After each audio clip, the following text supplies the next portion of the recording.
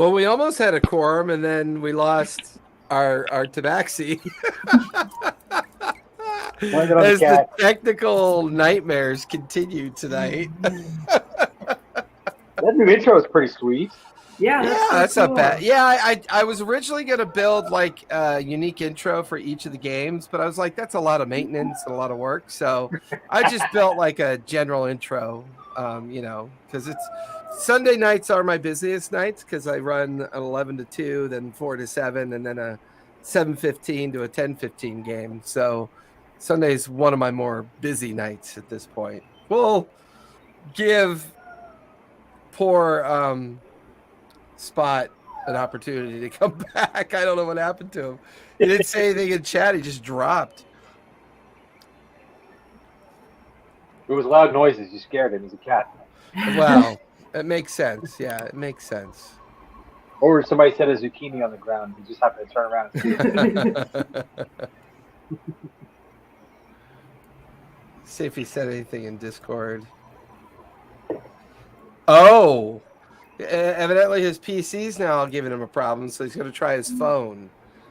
Lucky. Which is pretty I funny. think he's popping on here in a second, though. Yeah, we'll give it a few, see what happens. It's probably going to be like a little postage stamp of his image. He's going to be like, oh, I'm on the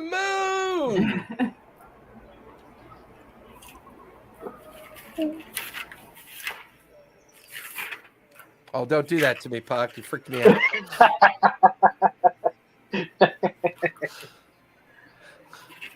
Like, what? Is this session 27? 27. I think so. Yeah, it is. Well, depending on the technical gremlins, maybe. Yeah. May the odds be ever in our favor. I know, right?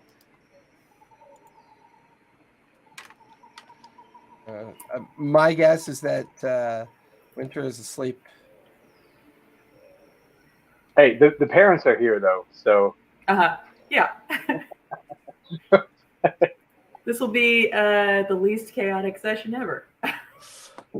Maybe? I mean, possibly. My chaos doesn't involve everybody. It just involves me most of the time. So, you guys would be okay. That's fair. Sort of. Kind of. A wee bit fair.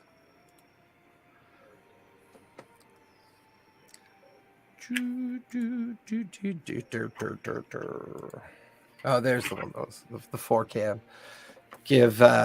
Looks like Eric's trying to get back in. Oh my God, it's so hysterical. Poor Tally. I do love the jungle noises.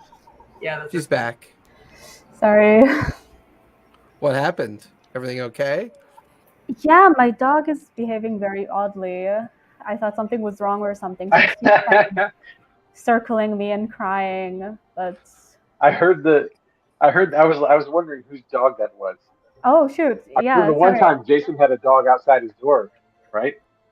Oh yeah. It was like yipping outside the door. She's in a weird mood.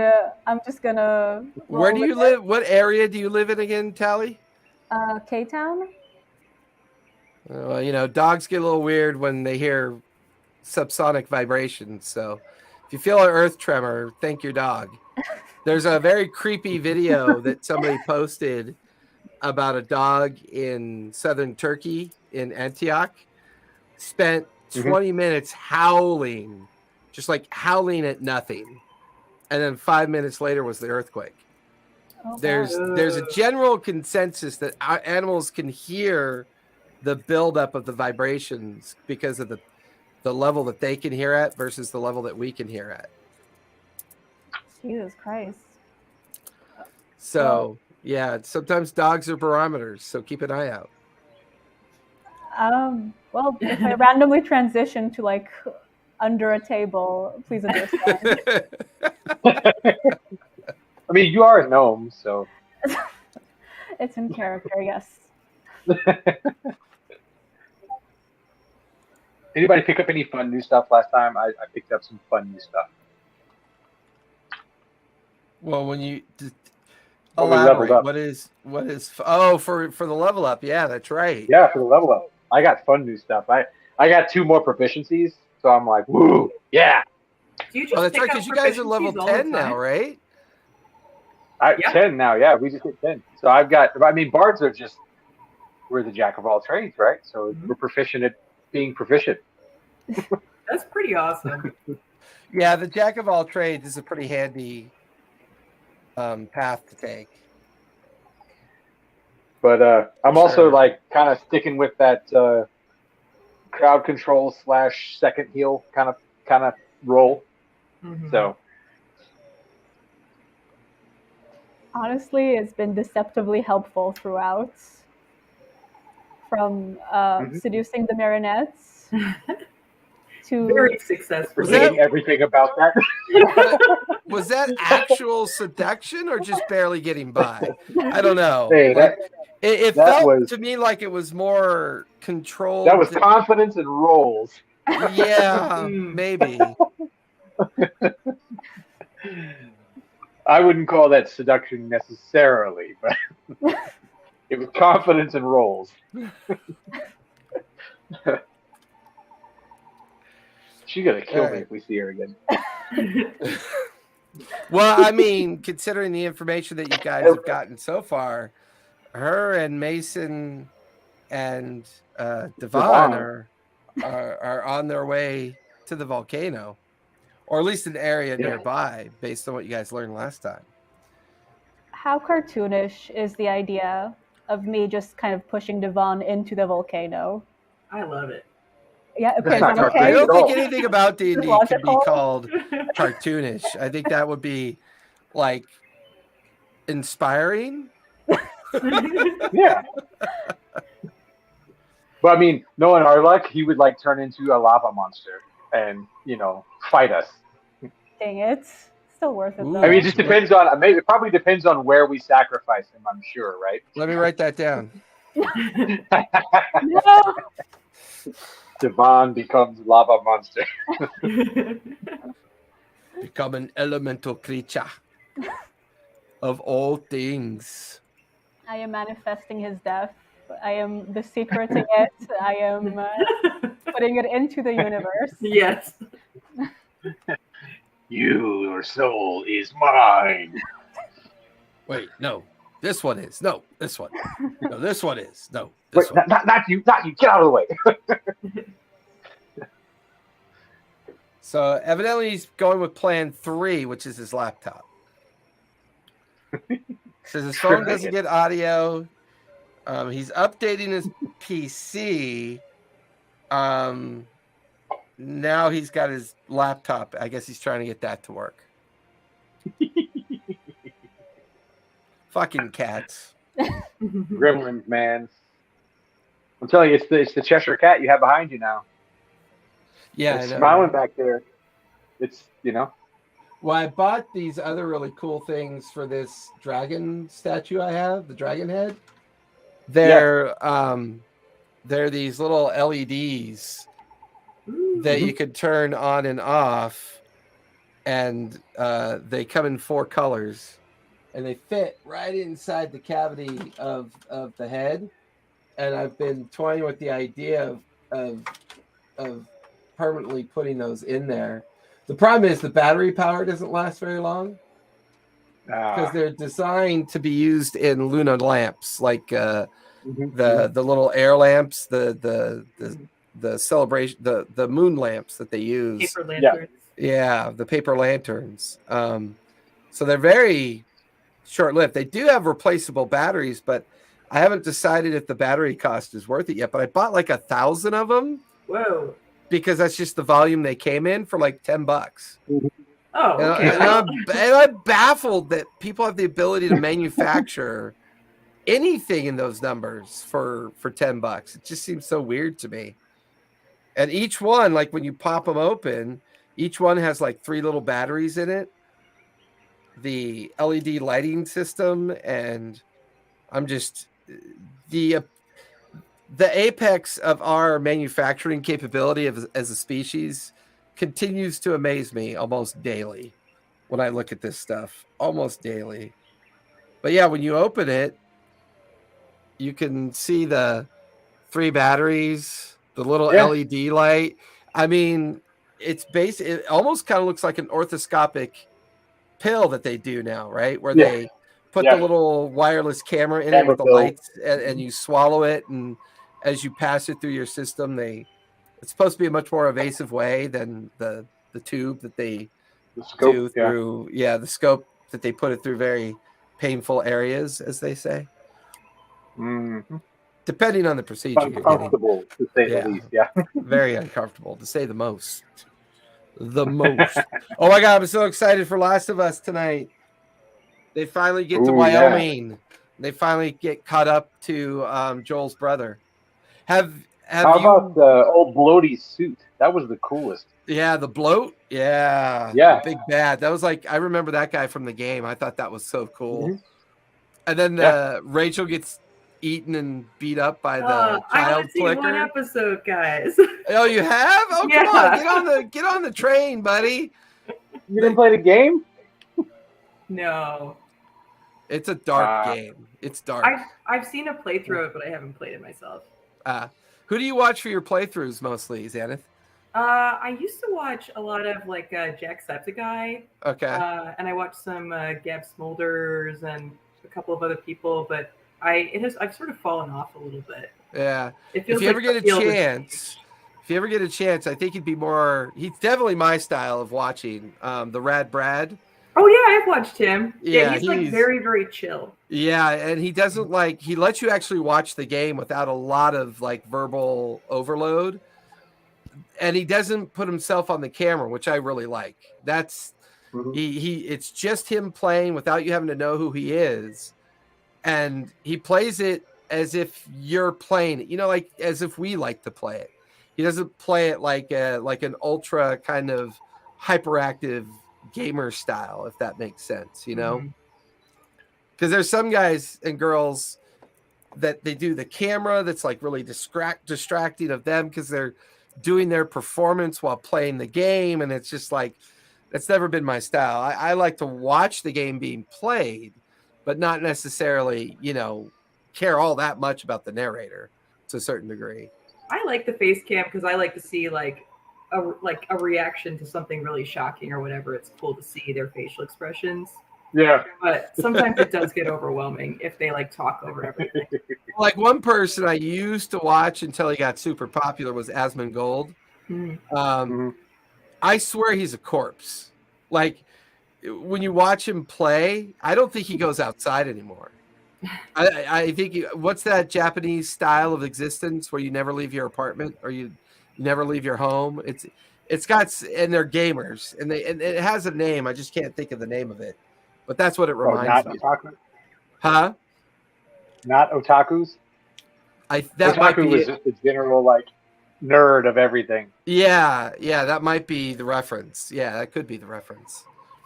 Like what? Depends. Like you could be an otaku of anything, but yeah, like a game otaku would just be seized on a game. Yeah. There's a great show, like an old Japanese TV show about an otaku called Train Man, I think is the name of it. It's just so out there, but if you ever get the chance. I'll say this much: if you're ever into zombie flicks or zombie, like general zombie shows, Train to Busan is really good. If you've ever, that one's probably one of the best ones I've ever seen. There he is. Yeah, I have no fucking clue what's going on with my main computer. So I'm on my laptop, which, I'm kind of stuck on my couch. Give me a couple minutes to find my, to get a picture up.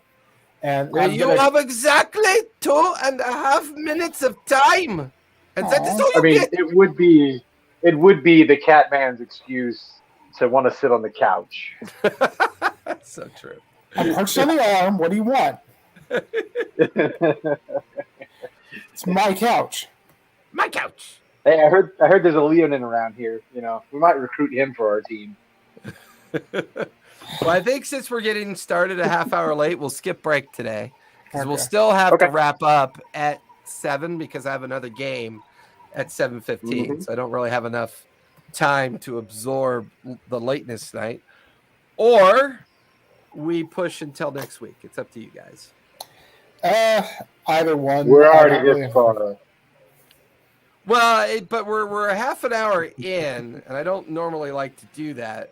I haven't heard back from Winter, and I'm a huge fan of making sure people are in comfortable spaces when they game, and I don't feel that way for Spot right now. So I could keep everybody's tickets, move them to next week. I'll try to reach out to Winter, see what happened. Earthen, you can work on your computer. Spot can get his computer back up and running.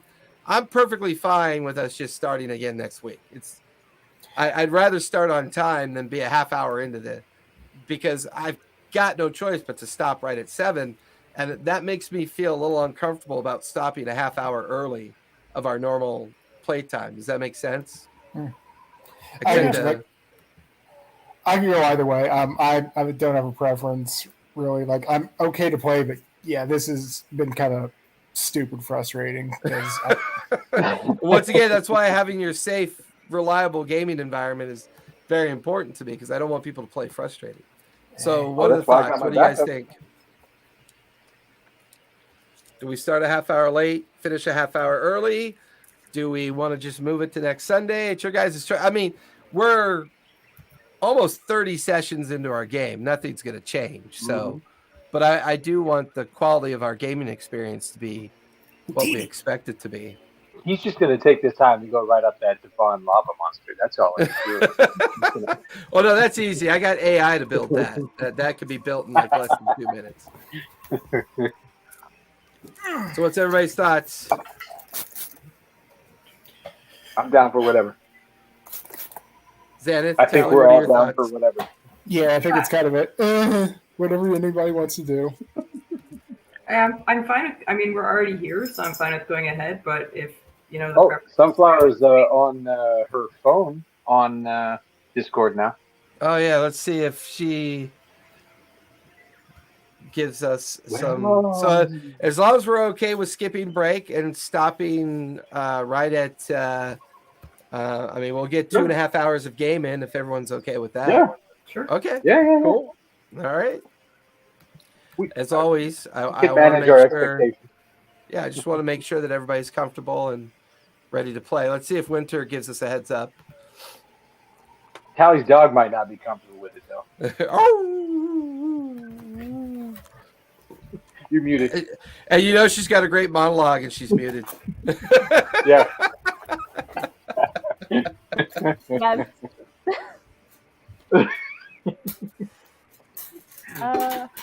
Yeah, I'll bring my dog over. She'll be part of this. Maybe that's what. She's gonna go grab her dog. That's awesome. And Xanath disappeared. It's all the gremlins. All the gremlins. Oh, puppy! Okay, wait. Zach had to go get a cat. I bet. Aw. Since we're all bringing, We're all bringing in our floofs for relief. Mhm. Floof time. My two flukes are in their bed. They're not quite as floofy as your flukes, though. She's a weird floofster. Mm-hmm. It's amazing how much our animals really do take on us, like our personalities.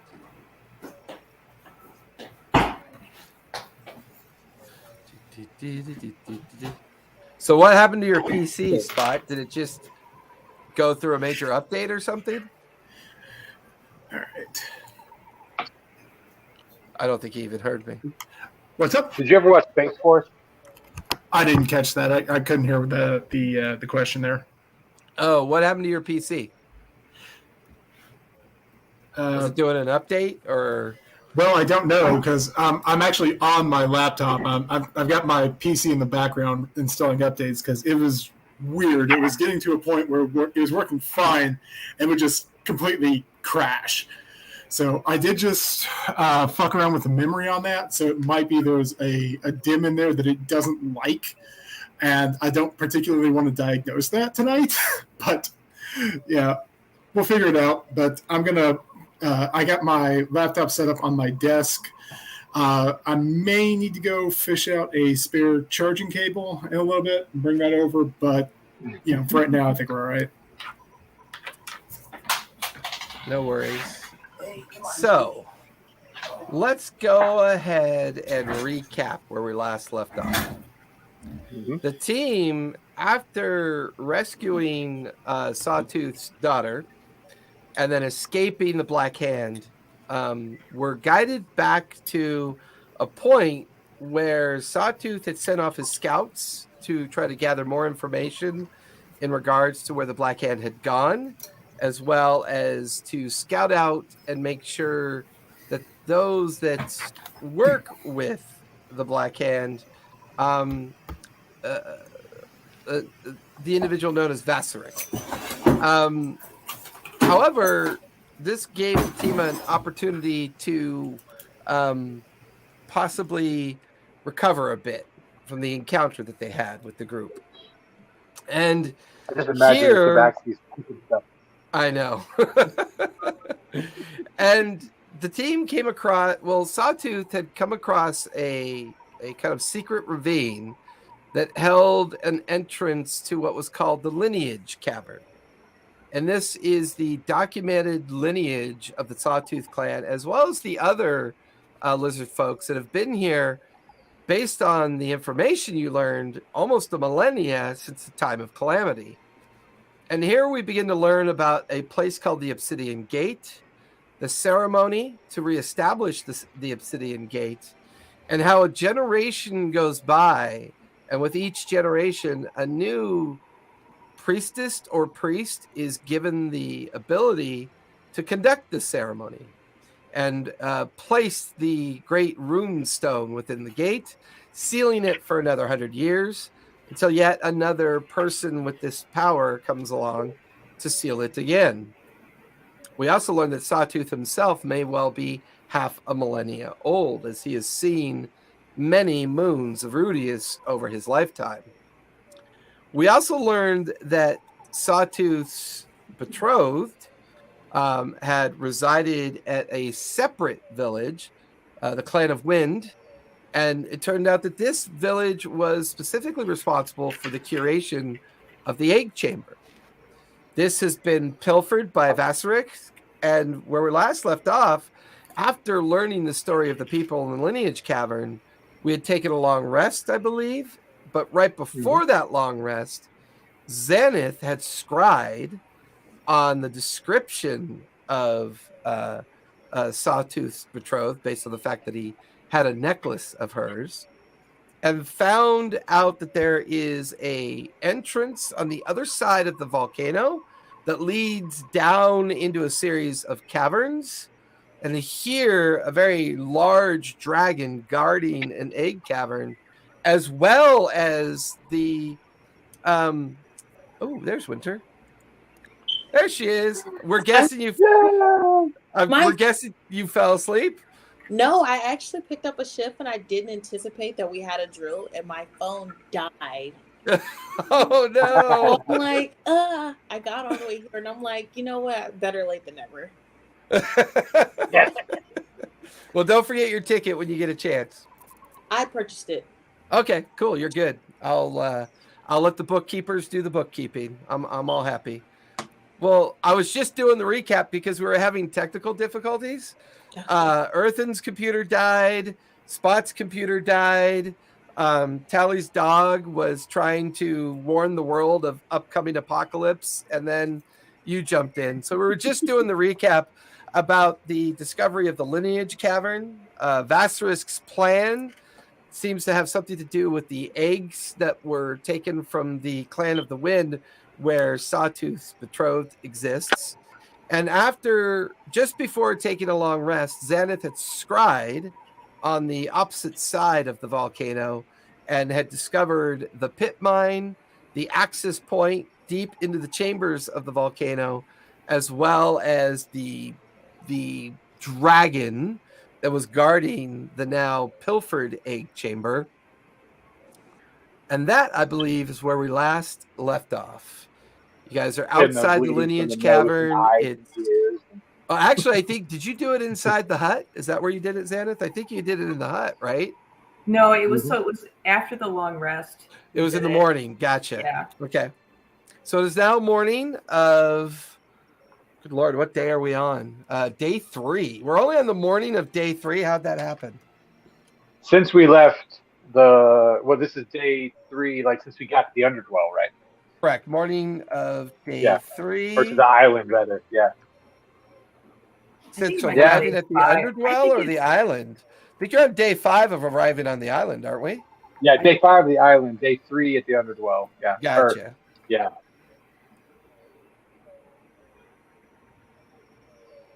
All right, and put that reminder note in for me because I was tracking the days. So it is morning.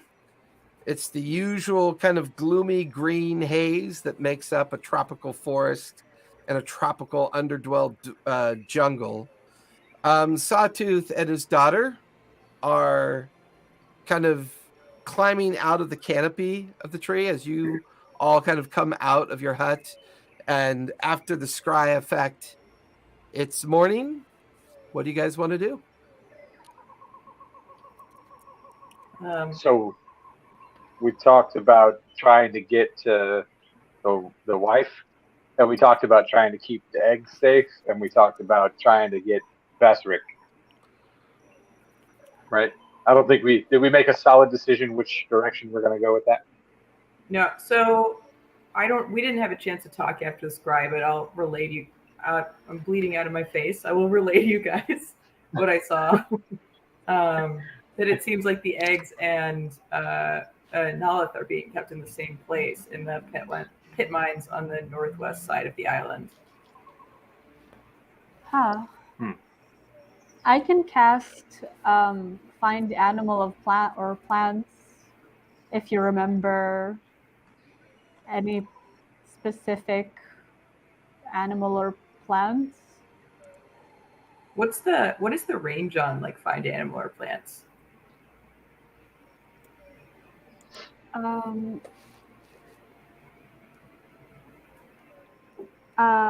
5 miles, and I guess if you mentioned the dragon, Yeah, then I can dragon.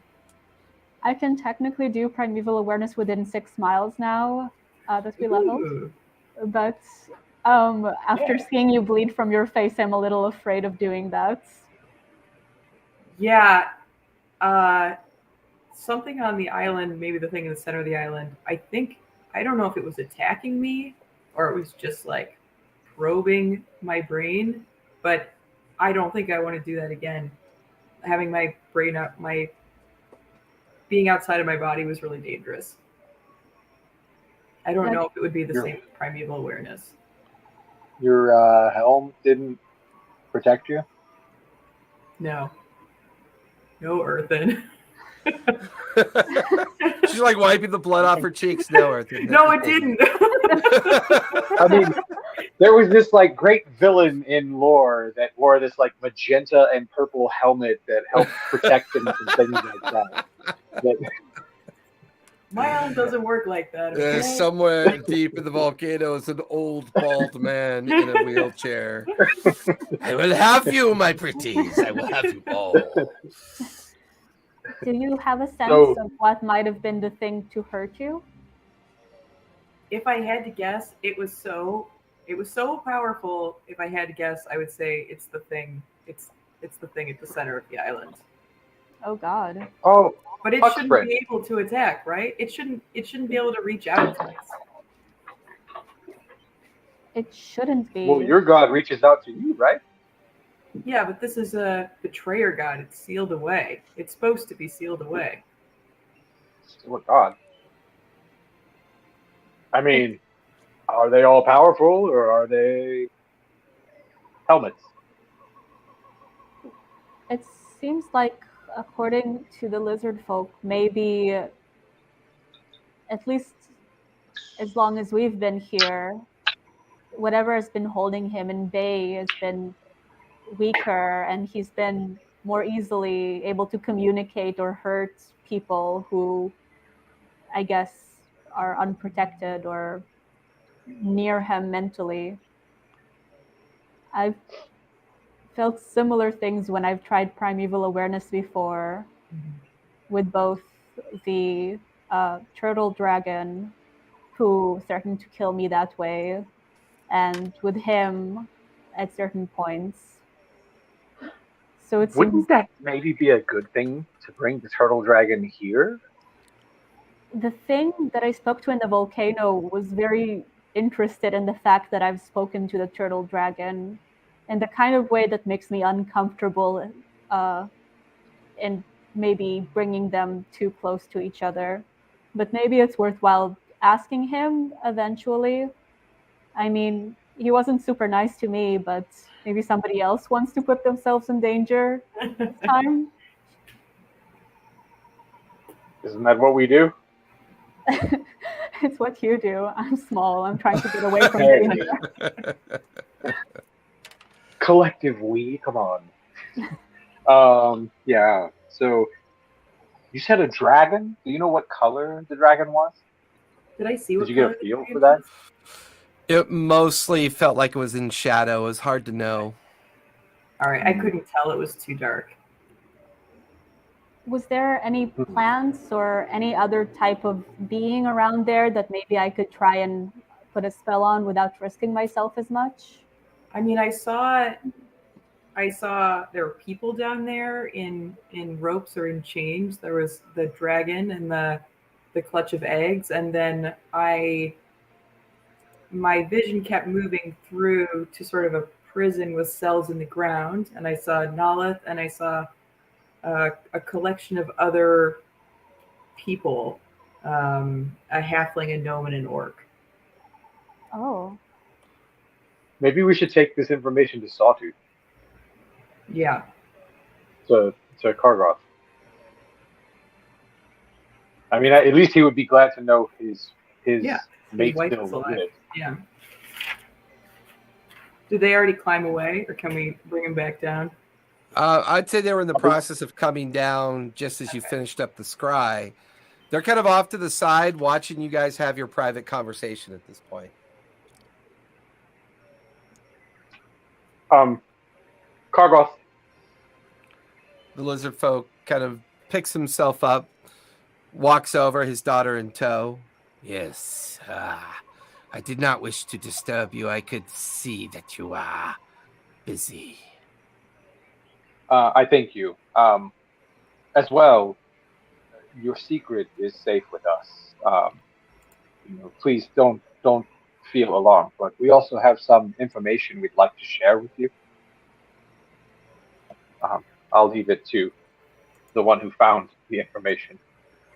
I scried looking for your wife, and she's alive. She's alive. I found her, but she's imprisoned. She's on the northwest side of the island in pit mines, in a cell with a collection of others. I see. What all did you see down there? I saw, and I'll relay to him what I saw. That sort of people in chains. It takes you a few minutes to kind of relay all that information. Yeah. That is very bold of Asterisk to do that. I am... But the eggs were not destroyed. They looked intact. They did. They looked intact. It looked like they were being guarded.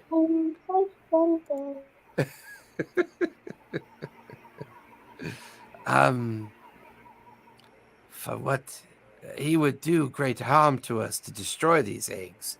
I'm not entirely sure what he has planned for them. I think there's a possibility we could retrieve them and retrieve her, but it is packed with people down there. It would be difficult to get in and out unnoticed.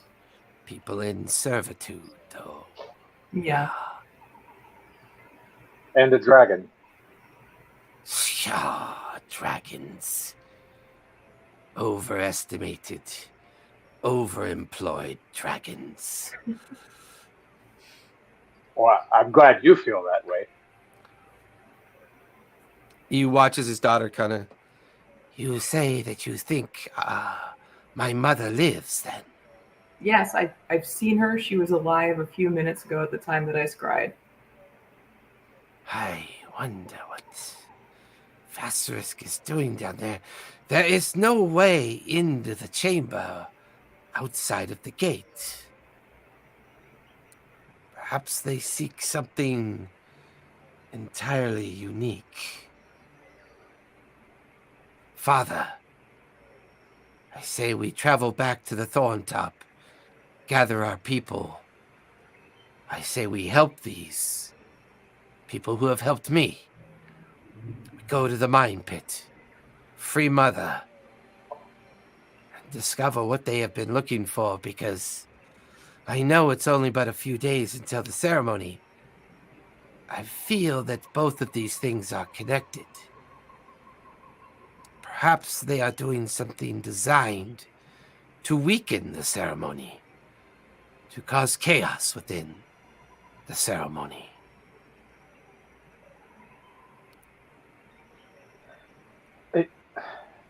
Would that put the gate in danger if there's no one left to guard? If you do not know the ceremonial rites of entrance, we're not even sure if there's a physical way to bypass the purpose of the gate. We guard its secret, and we guard its legends and lore that make up its purpose. But no one without the ceremonial understandings would have the ability to enter the Obsidian Gate. And you're certain Vasterisk has no knowledge of this? Up until a month ago, I was certain of many things. Now I'm quite certain of fewer things.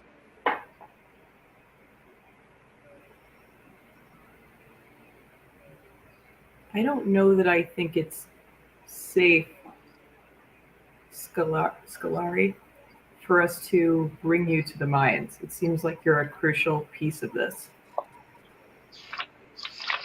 I admit my purpose puts me at odds with the intent of this, but what if they've discovered something that they plan on using to disrupt the ceremony in 3 days? Is there not value in disrupting that? Is there not value in freeing our clutch and getting my mother back and discovering what they're trying to find? That is still our goal, Scolari. But is it a goal you can We just achieve don't on your want to. own?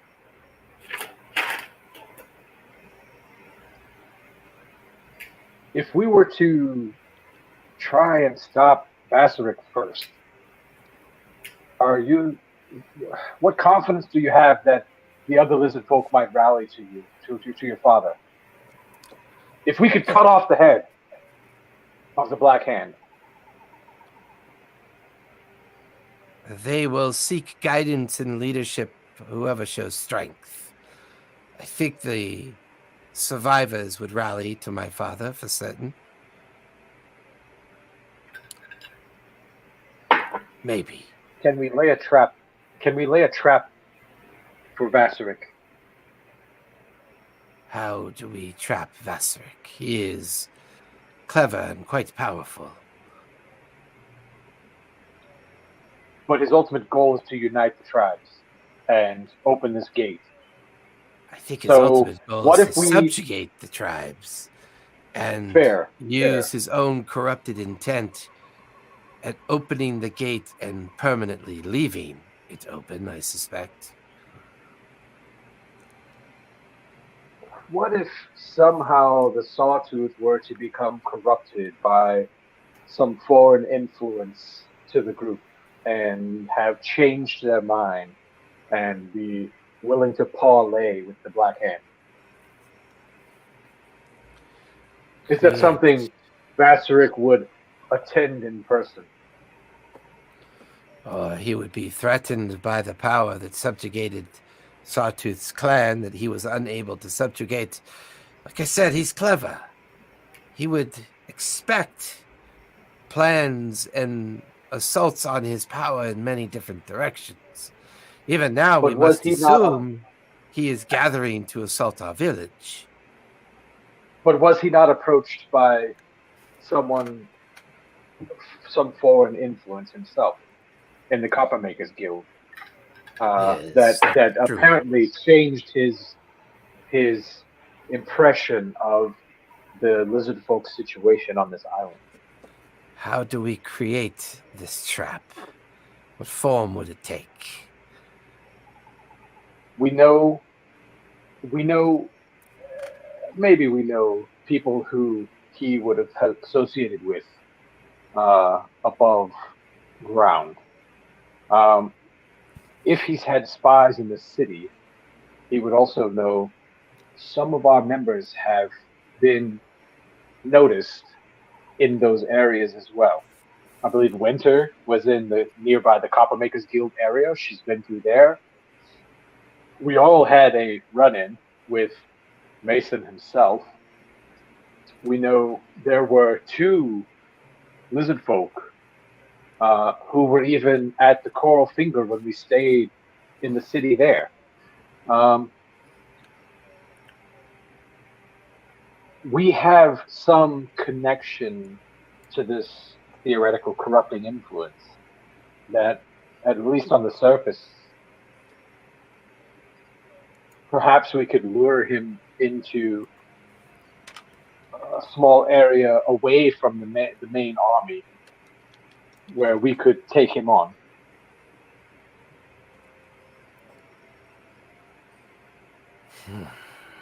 Perhaps. I'm not comfortable leaving him out here while we all travel around the mountain and try and work on this on the other hand. If he has stumbled, he mentioned sacrificing you would free the god, would free the thing, their master. He was ready to sacrifice you to free their master. So if we don't head this off, I fear that leaving and going around, should anything happen to you on the other side of the volcano, we would be worse than if we don't try to meet this first foe head on. Give me a persuasion check as you make your bardic speech. Aha. Ooh, not bad. That's a 28. 28. Dang. I love that as a bard. Oh, 28, that's not bad. That's a 28. Well, I rolled a 16, and then I have a plus 10 to persuasion now. So Right. and then I got my my extra half of proficiency bonus on everything. So I fear that they are correct, daughter. I will take my daughter back to Thorntop. We will make our normal preparations for the ceremony. We will continue as we would expect to continue. You do what you must to preserve this ceremony. If you feel pursuing, entering this place, freeing my betrothed, and doing what you can to save the clutch, I leave that to be your choice. My choice is to protect my daughter and prepare her for the ceremony. See, folks, this is what happens when 2.5 years of updates are ignored. How dare you? Because, like, look how better his camera is. Like, look at his camera. Like, It looks great. it's like there's no lag. It's like we have successfully made 182 updates. No, you are now up to date. Here's the thing. None of that. Literally none of that. I have no idea why. I'm not going to call this. you're echoing now. Dude, that's awesome. The booming voice of God there. Probably because of his audio setup. Because I can hear myself talk. Yeah. Here we go. Sorry, I had my laptop on my desk, but no, it's none of that. Just in case this didn't work, because what had been going on is I'd log into StreamYard and then it would like immediately freeze my system and crash.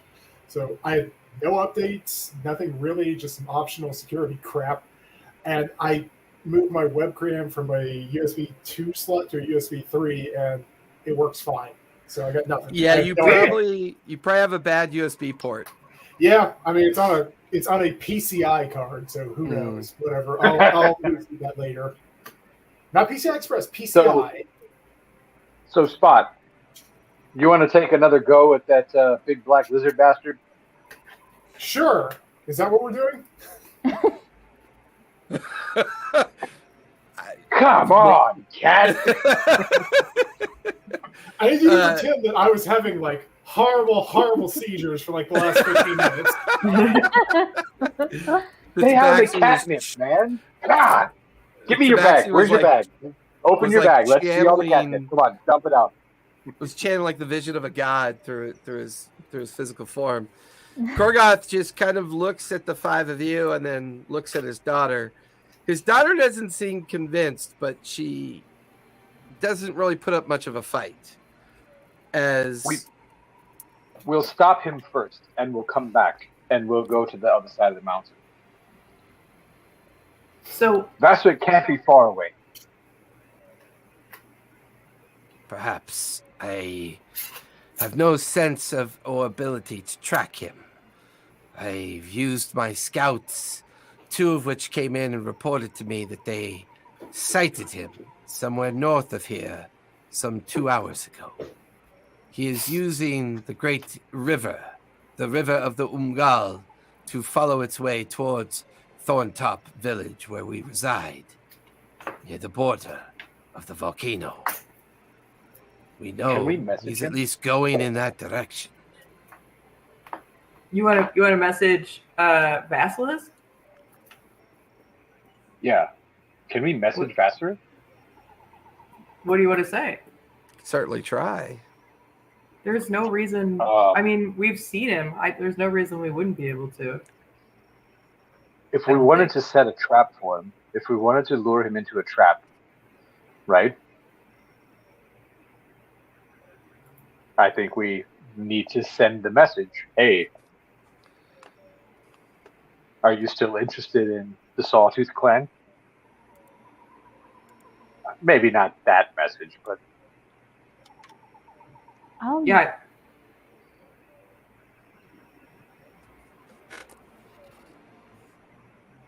At least it could be enough to hold him in whatever he's doing, or maybe change his course. I mean, if he's traveling upriver away, right? If we send him a message, if he is willing to receive the message, that could be enough to pause his journey at least, right? So maybe just to recap what we think is going on right now, we think Vazrik is heading back towards Thorntop to attack the Sawtooth clan. We have like the mother and the eggs on the northwest side of the island, and then we have Mason and team heading in a different direction, right? They're definitely heading towards the volcano, but not necessarily in the direction of the pit mine. Mm-hmm. So yeah, it feels like we want to. And how far do we know how far it would be to the northwest side of the island to those pit mines? Probably in this jungle environment, probably a solid day to get there. Okay. But Vazarek is traveling with an army, presumably. That's what parlay is for. So we figure out where he is, lure him into a location to talk to him, and then kill him. Maybe we lure him to a trap at Thorntop. Is our priority to get the clutch before something might happen to it? Or is our priority to engage with him and possibly kill him for the sake of stopping whatever he represents, especially because we don't know how many others like him, I guess, Aren't these all pieces of the same puzzle? But just It's which just is which most one time can we? sensitive? Yeah. Which is the Well, most pressing? we can get to some first, you know. I think I'm personally most concerned with the mom and the eggs, just because they seem to be in immediate danger, and that guy seemed to be moving away from us. But maybe it makes more sense to just kind of head on deal with him. I guess if we kill him, and it's a big if considering how we were barely able to escape last time, what is the next Well, I step mean, from there? last time it was him and like a ton of other lizard folk. This time we're trying to control the numbers, control the fight. Why don't I cast sending to Nalith and see if she has any more information for us about like who's holding her or what the time sensitivity might be? That sounds like a Korgoth. great idea. Yes. Korgoth, if we were to send a message, if we were to send a message to your wife, to your mate, how could what is something we could send that would immediately invoke her trust in the message? You could mention to her the day the ceremony's to happen. Only myself and my daughter would know this information, as well as her. Our people would not know this information. Vassarisk does not truly know this information. He is making assumptions. I believe this is why he is moving quickly towards the thorn top.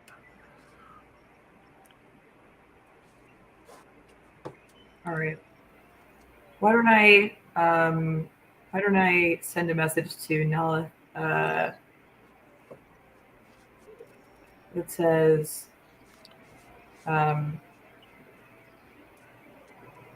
Nalith, we see you. Ceremony in 3 days. Who's holding you? How can we help you escape? With the clutch. With the clutch. And I'll say, I think I have words to say, you know, Korgoth and Scolari are looking for you.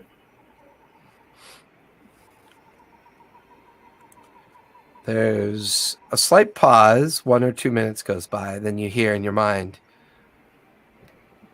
I'm not sure who this is, but you are correct. I am being held by strangers that I am not familiar with. Clutch is captured. An ancient creature guards them. Dwarves and gnomes guard our prison cells. They dig deeply for, and then that last word is the final word in the countdown. Dang it. Okay, all right. I will do sending again. Wait. Yeah. It has to be the Cindercrest King. They had the dwarves, the ancient dwarven fortress. They have to be trying to find that fortress. I thought there were no dwarves on the island anymore. Oh, Then where Isn't did the that what Cindercrest King Korgoth come? told us? I think it is. I don't know. I mean, if she says there are dwarves there, then maybe he either lied or he doesn't know everything. There were dwarves on our boat. That's true. Do you imagine? Oh, go ahead. Oh, I was reiterating. Please continue. I think Korgoth's standing right there. Like she says she's being held by strangers. She says she's being guarded by dwarves and gnomes who are digging for something. I don't understand why anyone would take the eggs other than Vazarik. If Vazarik is in league with these people that have taken, is it possible they both seek something for different purpose? Is it possible that those that dig on the opposite side of the mountain have taken control of the Wind Clan, while Vazarik pursues his original intent? Maybe there are more than one forces at play here. If there are dwarves, and if they have found an ancient ruin, I think it's got to be connected or linked with our secret that we keep and what we protect.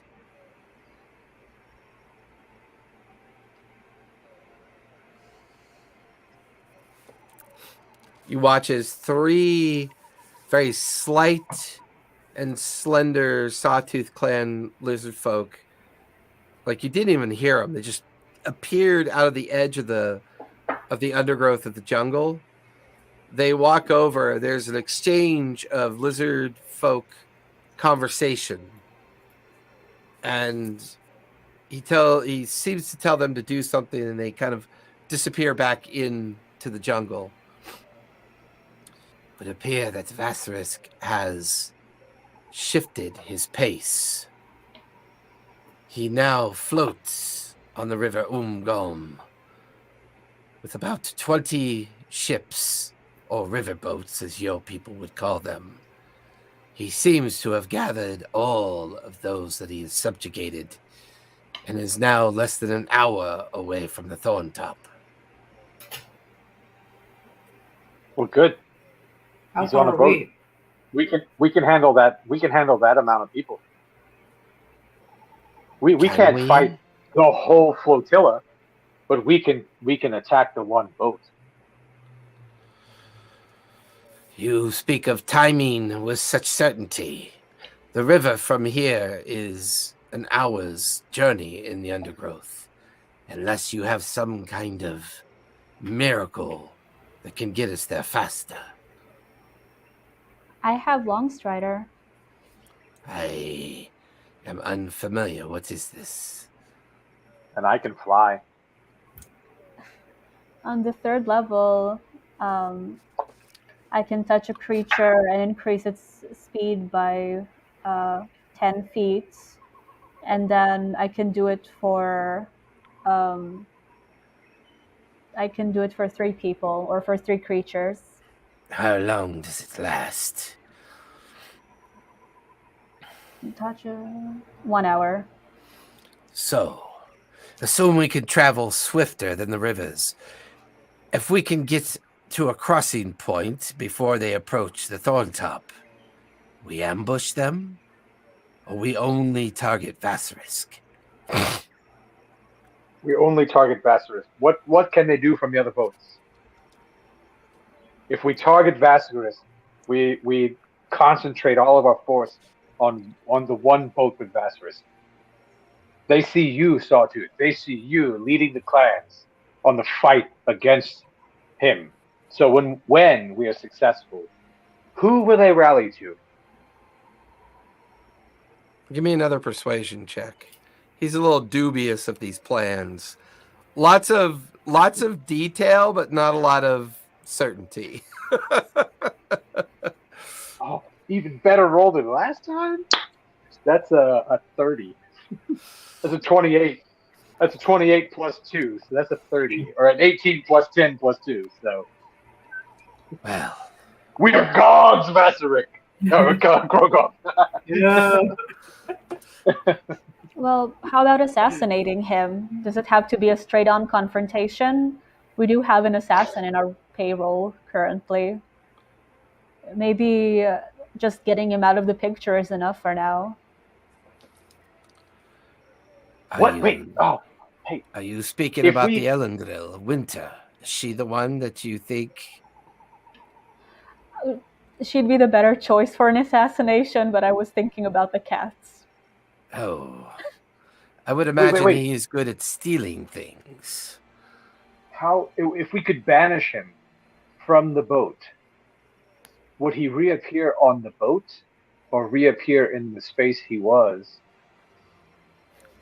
It's always the space that you are in when you are banished. So if the boat continues on, he wouldn't reappear on the boat, right? No, I do not believe he would. No. An alternative approach would be just to notify the Sawtooth clan that he's approaching, have them clear out of the village, and we run northwest to the volcano. Because if maybe we kill this guy and maybe everyone else flees in all of his boats, or maybe we kill this guy and they continue to rampage the village because there are like 100 of them and they believe that they need to follow this dark god. Well, they're following Vasarik. They're not following the dark god. Do you think they are just following him, or do you think they're convinced of the quest at this point? I mean, we watched them all like cheering, right, as he was about to sacrifice Galari. I think there are many influences here. I have already set my scouts to warn Thorntop that the approach is near. I do like the idea of confronting Vasaris directly. Isolate him.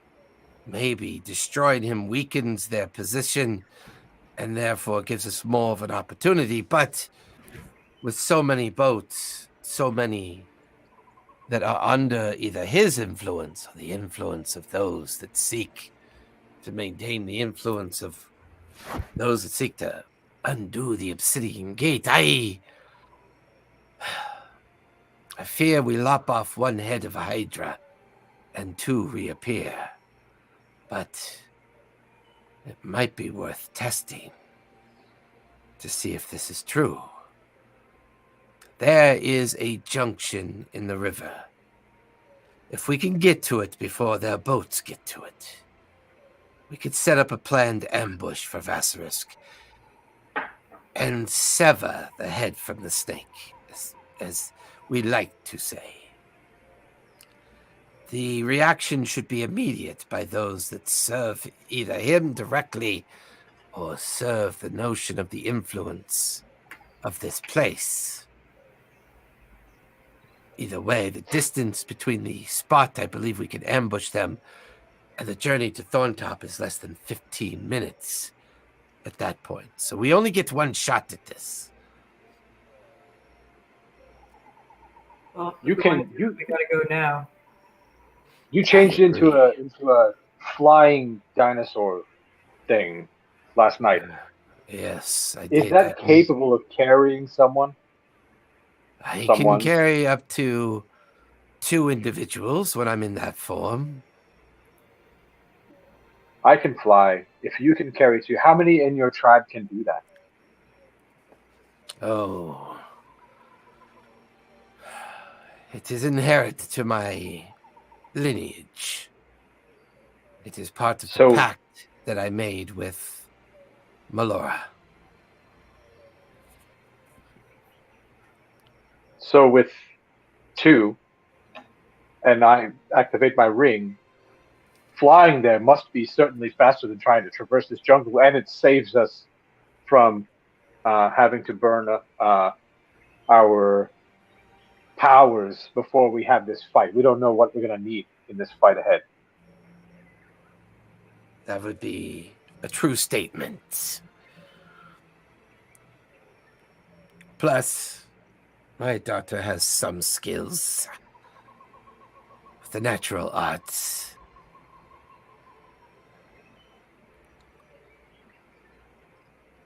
Well, when we get there, how will we know which boat Vasarik would be on? We would have to guess, I'm sure. Well, if they are traveling on riverboats, they would be open for visual identification for certain. I would imagine someone like Vasaris is either leading from the front or leading from the middle. He is not the type to lead from behind. He is much more aggressive than that. Perhaps. He ought to. Perhaps. While the rest of us make our way there, one of you could attempt to go further up the river and try to ascertain which boat he's on. Give us guidance in preparation for the ambush. But I leave that up to you to decide. I can do that by riding on Punch. It'd be Hmm. easier than carrying him in the sky, probably. Then you and your companion go and find Vasarisk. I will change my form, take my daughter and one other to the ambush point. How would the rest of you get there? I got a fancy ring. I'll follow you in the air. What about the others? Xanath, Spot, Winter. I have a move speed of 30 feet per round, so I'm not super fast. And That I don't have anything that would seems to make be me the faster. problem, yes. Yeah.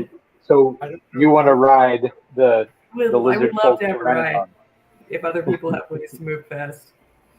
I don't know quite what the his speed is. Our Dragonborn guy. I can move at 45, so I'm pretty speedy. But I imagine he's probably pretty a lot higher than that. We're in the I dense mean, jungle. We can fly above it. Yeah, flying above it versus going through it, he definitely would be moving faster than you. Plus, you have to contend with all the strange creatures that might be lurking about in between here and there. So Remember what happened the last time you went wandering in the jungle by yourself? no, yes, Maybe Huck can cast Longstrider on Spot and Winter. I can do that. I guess not Cor- too. Korgoth said his tribe can do this, right? Not just Korgoth himself. No, he's saying specific to him. Oh, just him. Okay, sorry. Yeah. He said his lineage. That's what I was thinking. Yeah. But he can carry. He could carry his daughter and one other. Yeah. So if Puck and Lunch or Puck and Punch are heading, Punch will definitely have some terrain advantages because of his natural environment being the undergrowth of the jungle. Korgoth can take Xanath.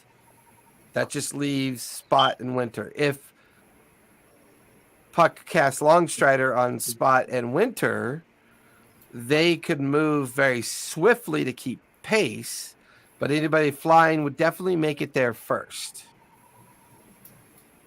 I also have Lunch, who can maybe carry one person-ish. Probably, He's not scared. if he carries anyone, it's probably going to be Puck. Because he's not quite that large yet. He hasn't quite gotten to that maturity yet. Oh, then he'll just be there for moral support. Or amoral support. I can do a long sweater on 2 people. Are there no other kind of beings in the area that can fly? Is it?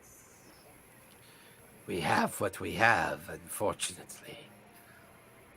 Because the other dude had a giant lizard. It was pretty cool. Well, most bad guys look pretty cool on giant lizards. I picked the wrong side. yeah. So you watch as Korgoth shifts. And as he shifts back into the pterodactyl creature, you watch as his daughter crawls up onto his back and rides up on his shoulder blades. You watch as his claw extends out to grab onto Xanath and kind of grabs her in such a way that she could hold on and put her foot like into the talon and hold on to his leg. and he immediately lifts off the ground. You watch as Earth invokes his ring, just as you cast Longstride on Spot and Winter. Puck, you and Punch then sprint off in the direction of the Umgan in hopes of getting further upstream to try to figure out what's going on. So with that, Puck, give me a stealth check as you and Punch disappear into the undergrowth. Spot and Winter, you can now move twice your speed. And so you can move quickly, kind of jumping through, avoiding difficult terrain. But you can also see that those flying above you through the parts and the broken up portions of the canopy are moving at a pretty faster clip, but not enough that you can't keep them in sight. So you can see the direction that they're going. What'd you get, Puck? 14. Okay. So, Puck, as you feel Punch pull you into the undergrowth, you can hear the sounds of those going up north in the direction of Sawtooth and the river crossing that Korgoth has promised. You go the opposite way. You're ducking underneath canopies, brambles, and undergrowth that's thick in some spots and better at others. Give me a survival check as you begin this journey.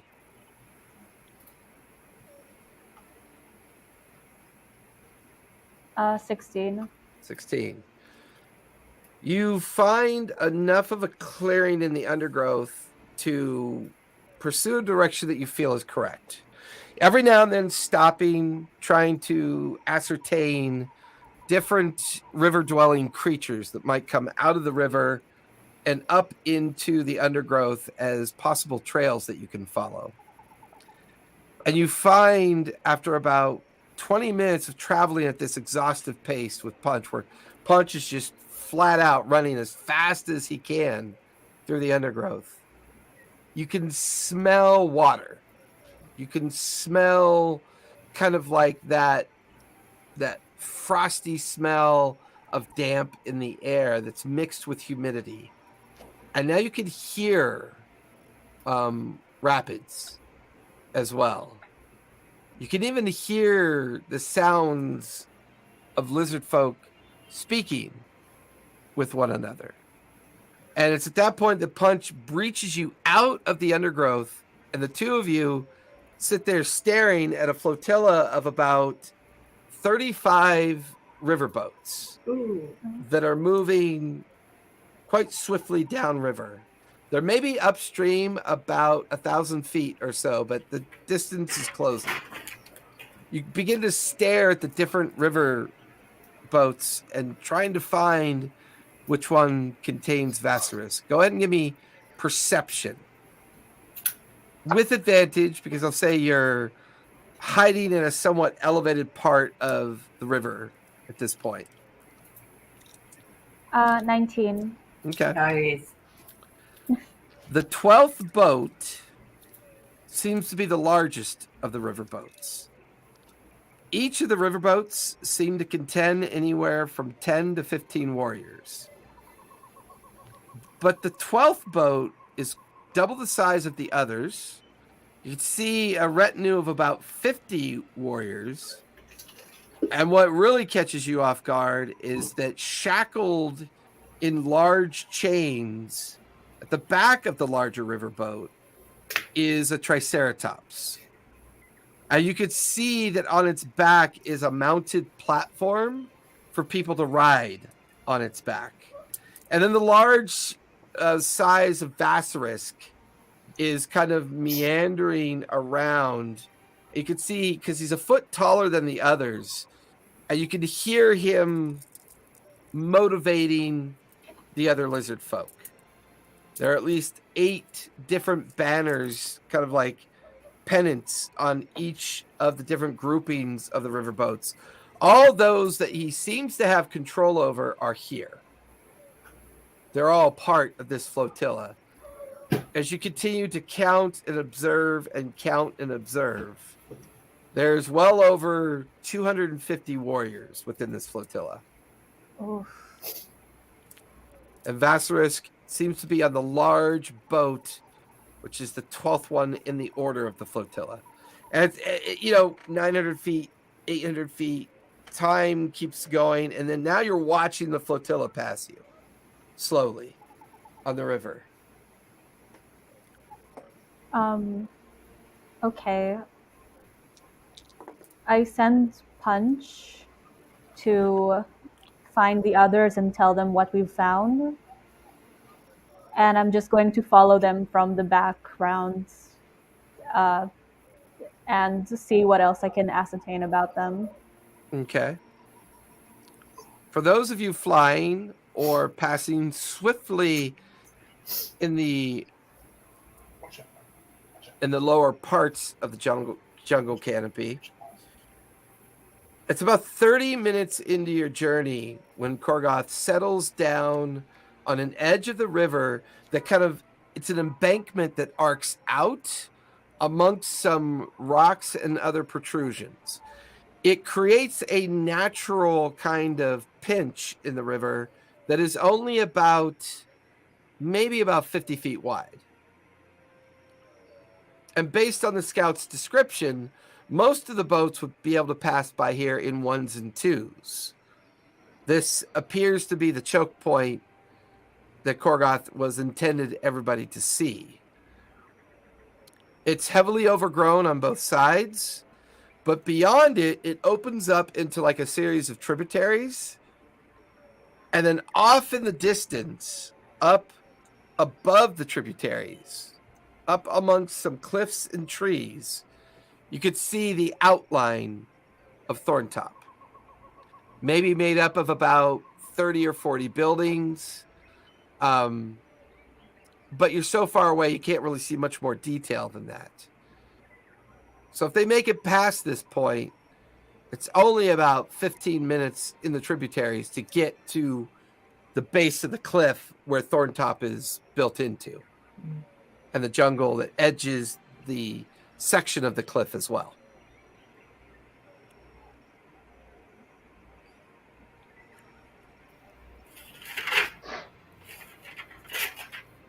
So we've landed now on this choke point. Yep, Okay. you're on the embankment that's very heavily overgrown. You watch as Korgoth shifts back into his lizard folk form. And within a few minutes of arriving, you hear noises behind you as both Spot and Winter come breaking out of the undergrowth to arrive as well. As you can see, the village lies over there. This space is the only narrow point in the river. Beyond here, it opens up into the base of the cliff and the jungle canopy where Thorntop resides. Are your people waiting to shoot down from the cliffs above this choke point?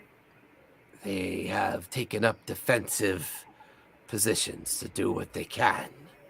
It is not an easy space to assail against, but the numbers will be against us.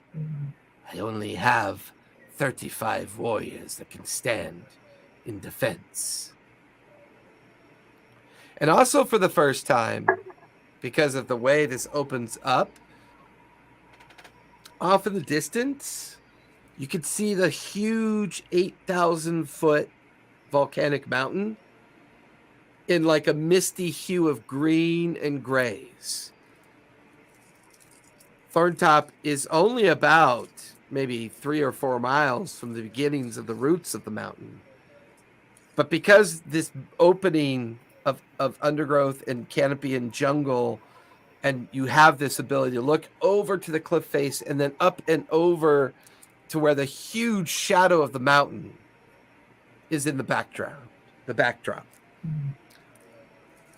And as you take this all into effect, a tiger comes crashing out of the undergrowth as a very exhausted and sweaty Punch arrives. Wait, His sorry, hair I all have matted with moisture. Wait, sorry, I meant lunch. Lunch is the. Oh, sorry. Okay, Oh, I was wondering how Punch was going to tell us. Yeah, I see flying down from the canopy. What Spot could talk to him. You watch as Lunch comes out of the greenish haze of the jungle canopy. Kind of hovers there for a minute. So you guys aren't going to believe this. There's a lot of them. I think there's like 1,000 of them or something. I don't know. But anyways, Puck said that on the big river boat is Vasterisk. You can't miss him because he's got a giant triceratops with him, which Puck seems to think is slowing them down. Yeah, I think that's what she said.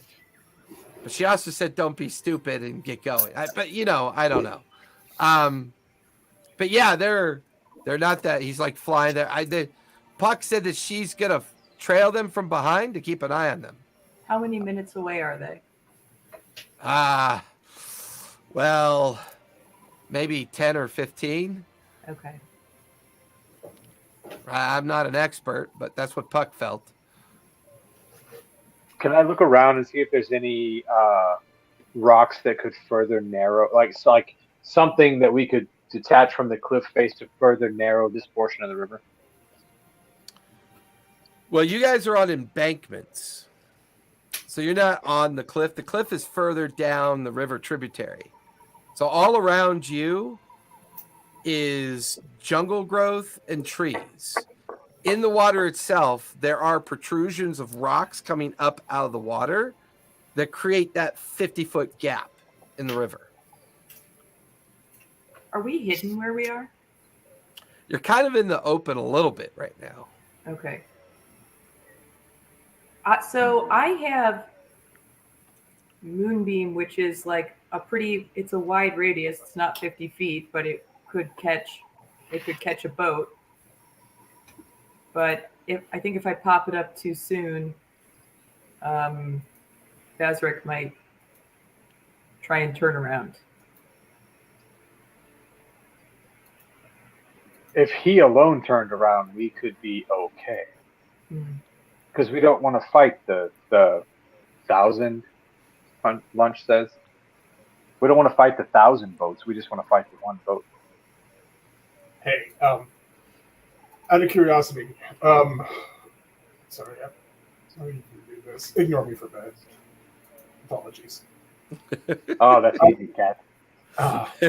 Yeah, for the Moonbeam, what kind of is that just automatic damage, or does he have to pass a check on that?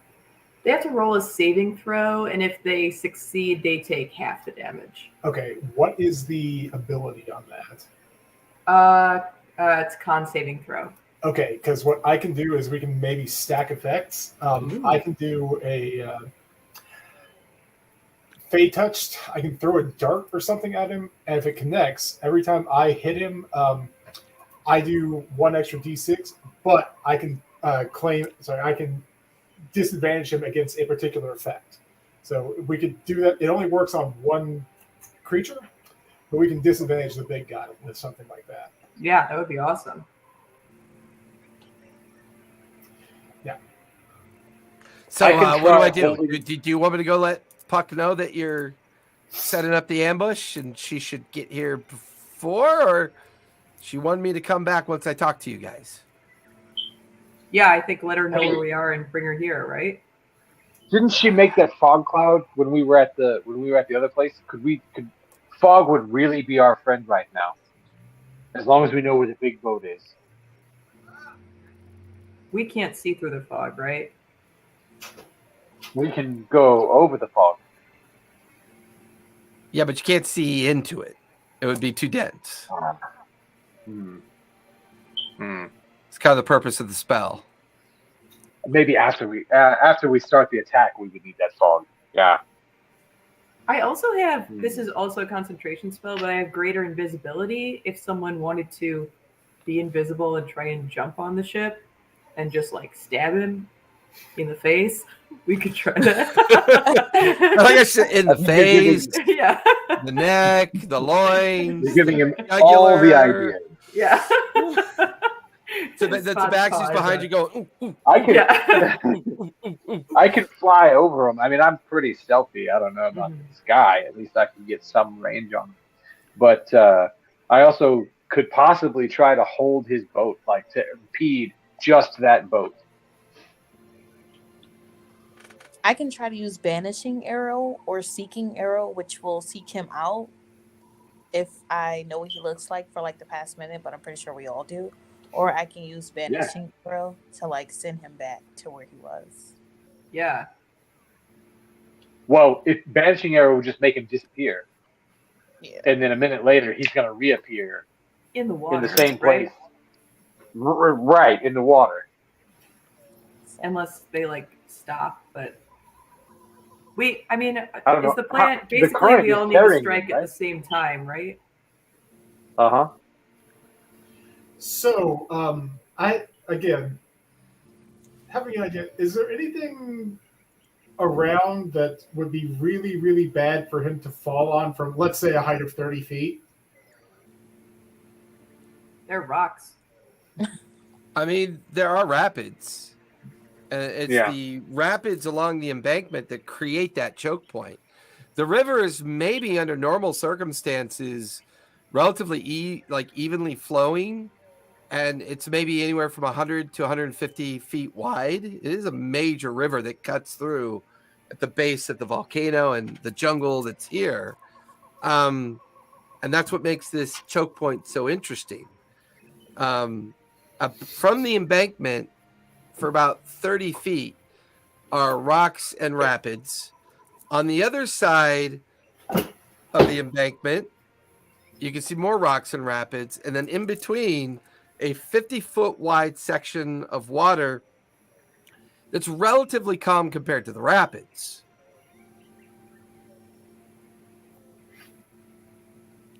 And then from each embankment, about 25 feet in is the dense undergrowth of the jungle, and then the massive trees that kind of grow up, So it's like undergrowth, jungle, 20 feet of embankment, 35 feet of rapids and rock, the gap, and then it repeats itself in reverse on the other side of the river.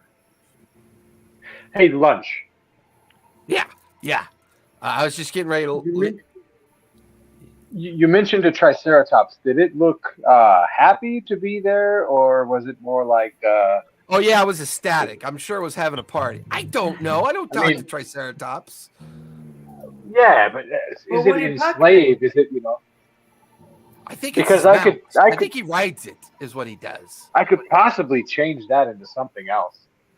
But if it was going to fight for us, that'd be better. If it's not going to fight for us, I don't know that I want to change it. I don't know. I've seen you do some weird shit, Earthen, so I'm just gonna assume that you're gonna do weird shit, and there's no, I don't know. I need to get back to Puck. I need to let her know that you guys are doing something. Yeah. Great. And he just tell her that. Just tell her we're doing something. So me and my daughter will head for the village. We will rally my warriors there in case they make it past you. If for any reason it looks like they will continue on, come to the cliffs.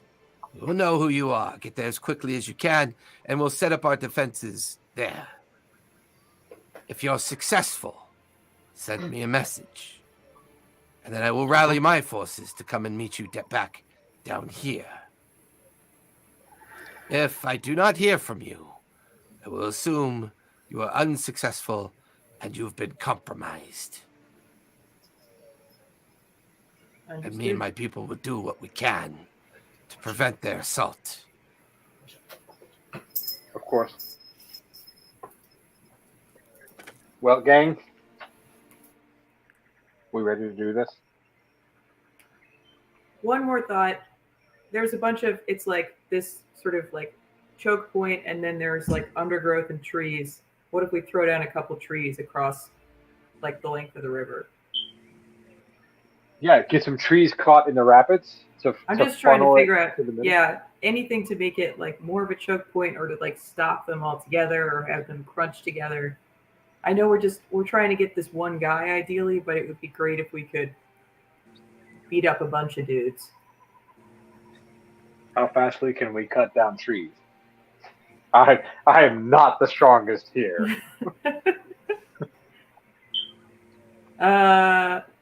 It feels like this is like a winter spot or puck task, right? Or I could just try and sacred flame a tree a bunch of times. You're more than willing to give it a shot. yeah. I mean, these are pretty sizable trees here. I could mock the trees until they fall down. It's a cantrip. It's 2d8 every time I do it, so I could just be like for like 10 minutes. You know, I would say Stupid tree. Fall down. as you put a couple blasts of it into one of the trees, and you kind of find a tree that's not quite as big. The challenge you have as you and the explosion of the wood, and you watch as the tree and then like falls over. Now they got to be dragged about 15 feet over to the embankment and then kind of shoved off into the water in the hopes that they'll get into the rapids and create more of a choke point. So there's a lot of steps to the procedure. Bringing down the trees may actually be the easy part. The hard part is dragging them over and getting them out into the river. Get into the water. Yeah.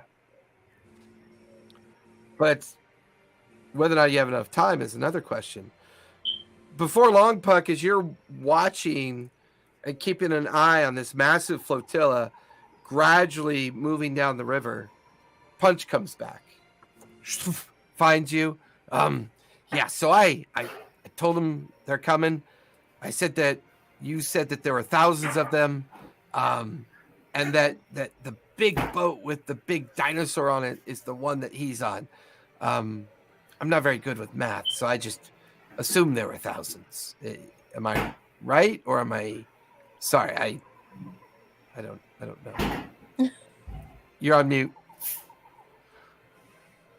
You communicated the essence of the situation. Oh, good. It's good to hear. Well, do they have any plans? Yeah, supposedly they're going to have Winter and Zenith and Spot come up with a coordinated effort, I think, to drown Vassarisk. It's what it sounded like to me.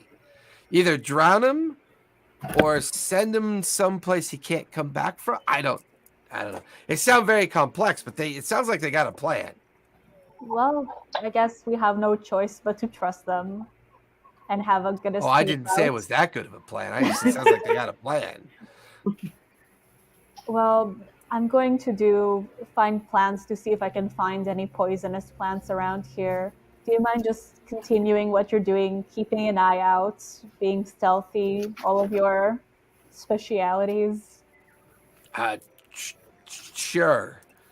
Yeah, okay. And he kind of flies up in the air, and he's using the treetops to kind of hide in as the two of you are gradually still following the riverbank downstream to keep both an eye. Give me a survival check as you're just kind of taking in the environment around you to see if there's anything here that you might be able to use.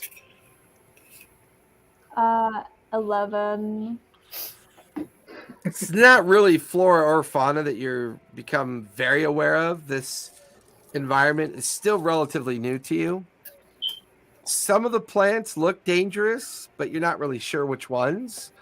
And meanwhile, the whole time that you're walking the embankment, the one thing you continue to see is sign of crocodile trails. You actually stumble across a trail that kind of, you look up the trail, you could see the nest all covered in mud and debris. And judging by the size of the trail, the width, about a 50-foot crocodile came through here maybe about an hour ago. Well, maybe not go for a swim then. I guess in order to actually locate animal or plant, I need a specific name. Do I have any knowledge at all of this type of fauna to be able to do that? Or Give me a history check. Oh, let's hope for the best. Okay, 19. This environment is pretty heavy with crocodiles, piranha, and other aggressive creatures. The fauna is mostly, or the flora is mostly ferns, river plants, river flowers. You get the feeling that maybe if you focus on what left that huge trail behind you, might give you an idea of things in the area, but other than that, you're not really sure. Okay, then I'll cast on the thing that left that trail. Okay. You begin to focus on it. You try to imagine it in your mind. There's a creature floating alongside the river flotilla. And that's when you begin to look and you see dozens of alligators just Ooh. underneath the surface of the water, following this flotilla with almost a hungry kind of sense of purpose in their minds. They're very feral, very wild creatures. The large one feels like an alpha of sorts, who might be kind of the largest one within the territory. And you look as the last of the riverboats pass by you, and you just see this very large shadow swimming from side to side, kind of just casually following the riverboat. And then you see other large shadows, but not as big as the main one you just saw. Oh. Okay, well, maybe an unlikely ally. That damn tabaxi. Little guy. Can I try and talk to the large one? Ooh. How would you like to try to talk to it? To cast Speak with Animals. What's the range on that? 10 minutes.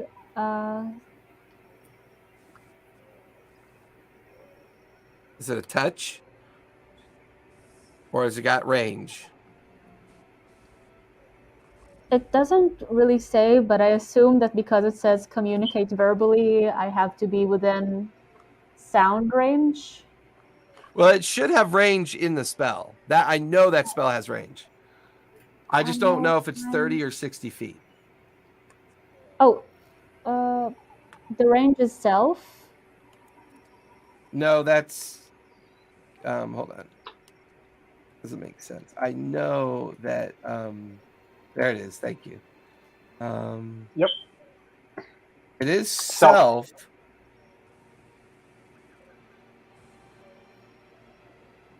So every time you've used this, the creature's been within about 5 feet of you.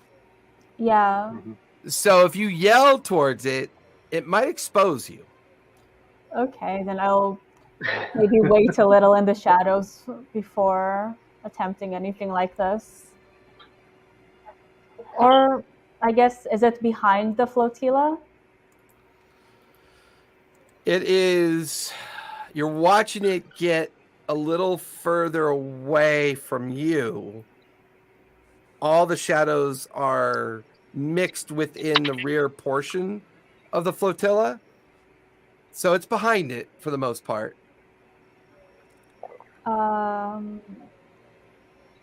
Okay, can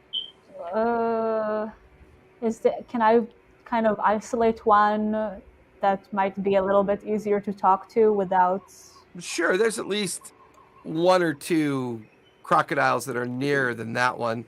In fact, as you continue to follow, about 20 feet in front of you, you hear a splash as a 12-foot crocodile just kind of enters the river. Okay, I'll try to talk to them. I'll try to find, like a pretty hidden area where I could kind of crouch next to the water and see if any croc will talk to me. Okay, what do you say as you cast it and then try to speak to one? Who's looking for a big, scaly meal? Ooh. Advertising. Give me persuasion. At least you said big scaly, not just a meal. Because Big scale. Yeah, no, Puck, I'm Puck aware. would qualify. Persuasion. An 8. A few seconds goes by. A few minutes goes by. None of them respond to you. Wow. Rude. Cold. Okay, I'll try one more time. Give me another persuasion check as you call out yet again. This time I'll say, who hasn't eaten in a while? Hopefully somebody big. like you put yourself out there, but okay. I got a nat 20. It's 21. Hey! Okay. Amazing. This time you get a little Oh, you're frustrated. gonna get You eaten. kind of get closer to the water in the embankment, and you yell out at one of the nearby shadows. And then it stops, and it turns around and comes back towards you. It breaches the edge of the water. Who said that? I did, the small one. The one that's not worth the calories if you attack, but could get you something real big and juicy. Its head turns and twists. I don't know. You might be enough. Oh, I'm I'm all kidding. elbow. I'm kidding. I don't. What are you? You're not a fish. I am an elbow creature. I am 90% elbows. All bones. You don't want to touch that. You're like those fisher folk that like to catch and eat fish. Oh. It kind of pulls itself up on the muddy embankment. So what's this about eating a meal? There is quite a large lizard folk. Yes, we've been following them for a while now. They are surprisingly good at what they do. They don't seem to want to fall in the river so that we can eat them. What if I can help you? What do you mean? He crawls a little forward, his eyes kind of ogling with excitement. How can you help us?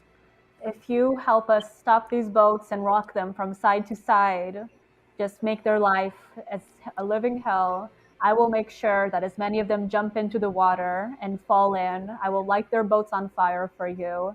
You will have a feast like you haven't had in generations. Ooh, Turns to look at the riverboats. that's an incredible pitch.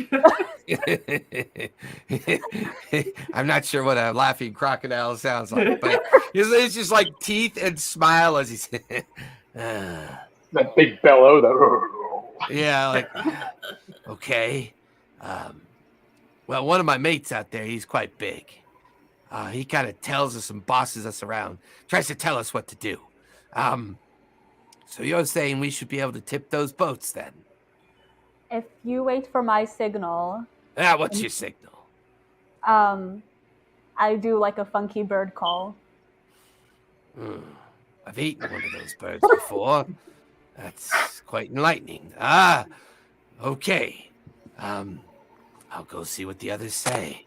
And he slides back in the water, and kicks his tail, and rapidly starts swimming in the direction of the riverboats and where the others are following. And you watch his lunch kind of slowly. Are you just talking to a crocodile? Yes. Is that wise? You know, they're nice enough. As shoes, yeah. Or Well, handbags, or backpacks, or belts, on skewers. Can we not? Okay, so what do you want me to do now? I guess we're gonna have to wait for them to arrive in order to do anything big, but I would like to light a couple of those on fire. I know you have some electrical poweresses. Do you think you could find some weak points in those boats to direct those at to make them catch fire? Maybe. I don't really. I mean, technically, if we want to try it, we could try having you cast a spell through me. Oh, So I'm kind of like a familiar, but not quite like a familiar. You'd have to warg into my eyes and take me over a little bit. But as long as I'm within 100 feet of you, you could probably cast a spell through me. that is an amazing idea. Thank you, Lunch. Oh, yeah, it's mostly because I'm useless. I'm not really sure what I can do. You've been pretty useful so far. Look, they're waiting up ahead. I think they have a plan as well. How do we time all this? Like, what do we do? I guess just hope that we get a sense of when they get started and, well, We're going to do it all at the same time, right? So wouldn't you come? Yeah, but join you guys us? are separated at this point. She's Yeah. Best as we can. following them along that the was our- embankment. All You right. guys are already setting up your plan up at the choke point. did they tell you of any kind of signal for us to wait for? Lunch is like, sure. I think Xanath mentioned something about a big blob of light blowing up one of the ships. Then I guess let's wait for one of those. Okay. All right. Okay. Groovy, dude. We got this. I don't think we do, but okay. And he like flies away We'll and make it back work. up into the canopy.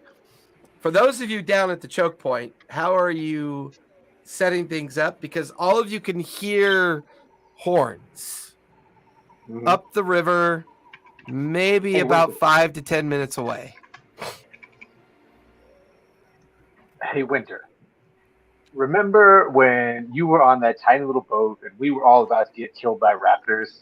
And that crazy, awesome shot you made that freaking went through one eye and out the other eye of that raptor? Yes. You think you can do that again? Except with that big black fucker out there on the water? I can try. I can try. It's I like think, Winter looks up the river, and now I mean, coming around the embankment, you can see the first of the river boats arriving. You can see the front of them kind of coming around the edge, and you can hear the horns getting louder. In the middle of the flotilla, you could finally see the large riverboat that they were talking about. You could see a great shackled triceratops, and there's Vassarisk amongst the warriors, the other dozens of warriors on the flotillas of the different riverboats. It's now maybe about 7 minutes away of the choke point. We need to get hit How does real good. that banishing arrow work? Does it have to hit a living target to banish something? It says a creature hit by, yeah, it has to be a creature. Creature. Dang. Because I if can we try- could shoot that boat, Oh, yeah, that would be great. I can and try the boat just disappeared. Yeah, I could try to get into range and use my seeking arrow, which will only seek out him, so it'll bypass everyone else and go directly to my target. Well, Xanth, you know, I can play songs and inspire people, but don't you have something that can help out with specific skills as well? Yeah, I can bless you guys, or I can enhance ability, but unfortunately, those are concentration spells, so I can't do that and Moonbeam.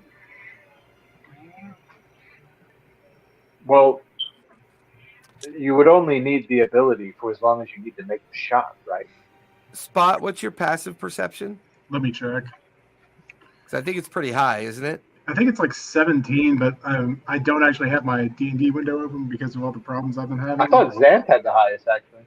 I got What's your- 23. You took that- Oh, it is Zenith. Okay, yeah, because you took a special feat for that, right, Zenith? Yeah, I did. Yeah. So as the four of you are in conversation, like Winter's looking up at the trees, trying to figure out where she can kind of hide and find a good hiding spot. Spot is kind of also looking at the whatever opportunity presents him. Meanwhile, Earthen and Xanath, as the two of you are talking, Xanath, you look past Earthen asking Winter a question, There are dozens of elongated shadows in the water. Very large creatures are floating alongside the flotilla. There are creatures in the water. There's something under the boat. I don't know what it is. They're long. You see long tails, scaly bodies. They There's a look like moment where one crocodiles. of their backs kind of come up as all of you see like a 20-foot long crocodile suddenly disappear under the water. It's always something. We can't never have like a normal battle. It's just always something. Well, what if I mean I can give you inspiration, which can help you make this shot, right? And remember last time when we banished the guy, he disappeared, right? And everything went to shit. They were all running around crazy, like they didn't know what to do. Yeah. What better way to sow more discord than doing it again? Yeah. I can also give someone the ability to roll advantage on initiative if we have someone we want to go first. I don't know if we'll be an initiative or If we just get all the go at surprise once. attack, Yeah. you know, if we get the surprise attack, we could. But I'm already going to give you some bardic inspiration because I'm giving you this amazing pep talk about you're the greatest archer. It was like 500 yards away when you sniped that raptor, and that was before you had this cool ass bow that you have now that you say you talk to. So, you know, you talk to the bow and say, "Hey, we got this, buddy." How, right? I know. Yeah. You're a good girl. Okay. Oh, you got this. No, you got this. You got this.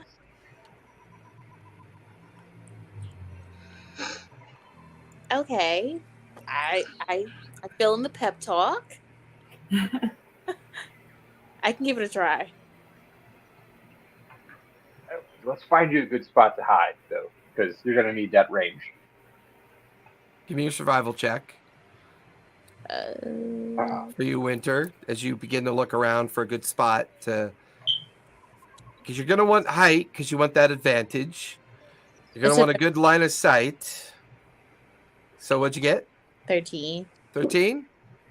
Looking around, there's a clump of trees that aren't overly tall, but not short either. Give me acrobatics as you begin to climb up the trees. That's another 13. Oh. You climb up and you find a perch that has a decent line of sight down both into the choke point and slightly behind. It's about 200 feet in range overall, so it's within the proximity of what you know the longbow could do. So you guys watch as Winter takes her place up in the trees. What are the three of you now doing? Xanath and Earthen and Spot to prepare for this ambush. How far is the canopy from the? How far is just the general canopy from the river? 25 feet. Okay, yeah, I'm just gonna fly up and kind of try to meld into the canopy there. All right, give me a stealth check. Winter, give me a stealth check as well. Wow, I rolled double 13s. It's a 24. Because I got Nice. What'd you I've got get, advantage. Earthen? so that's 19. But yeah, I 19. rolled double. I rolled with advantage, and I got the same thing on Gotcha. both rolls. Okay. Terrible odds, right there. So Spot and Xanath, what are you doing? Well, I just kind of want to make sure I'm on board for what we're doing, just with all the hardware problems I've been having tonight. Because what I was going to Same try thing to we always do. do. What? One more The time. same thing we always do. Oh, It's the same thing we always do. Just 'cause- Take over the world. throw everything KK. we have. Because last I heard before my PC decided to crap out again was we got to try to drop him over the rapids. So what I was going to try to do is just get up close, especially if we can get him with a excuse me, a sneak attack, because if I can hit him with one of my flurry of blows, I can stun him. And I was going to do a misty step and teleport him over the edge, or teleport myself over the edge, and I can slow fall, and I'll be fine. So I think the current plan was we're all hiding and Winter's going to hit him with a banishment arrow with the hope that I guess he would drop into the rapids when he comes back. Is that right? Yeah, I also because Mike, disarray. I don't know, like if we want you like on the ship, because I think there are crocodiles underneath the boats. Okay, before I can literally run on water right now, so that's not that's pretty sick. Well, you can catch him when he comes back, right? Remember when you were on top of the when we were on top of that pit thing, and you did your misty step and like drop kicked the guy after he came back from his banishment? That's kind of the same deal we're going for. Are you guys shifting the plan a bit? It's sounding more like a capture plan. No. Okay. We're still going to try to kill the guy. Okay. I'm planning to kill the guy. We're going to banish him off the boat first. Maybe it would be better just to snatch him and beat him up somewhere else. I mean, because the boat's going to keep moving, but if we snatch him, then we've got him. But you can hear the horns blare as the lead boats are now only 5 minutes away. Okay, if we hit him as soon as he is in range, all those other boats are going to pass by. It's only a minute, right? But he's going to reappear in the area, so whatever's there after a minute, maybe he lands on another boat, you know. But the disarray for that minute, I've got some stuff I'm going to try. Like, I can make a forceful hand now and just start punching these boats at random, you know, trying to tip them over, you know. Exactly. Just karate chopping them all the way. It's big and it's a forceful hand. Winter's up in the tree. Earthen's up in the tree. Xanath and Spot, you're still calculating what you're doing. I would love figuring out. Yeah. I would love to also be in the tree if we think it's like 25 feet to the water, or a different tree, but I don't want to be on the ground. Okay, give me athletics or acrobatics to climb a nearby tree. I'm not going to be able to do it. Can't you fly? Well, but only if it's dark where I start.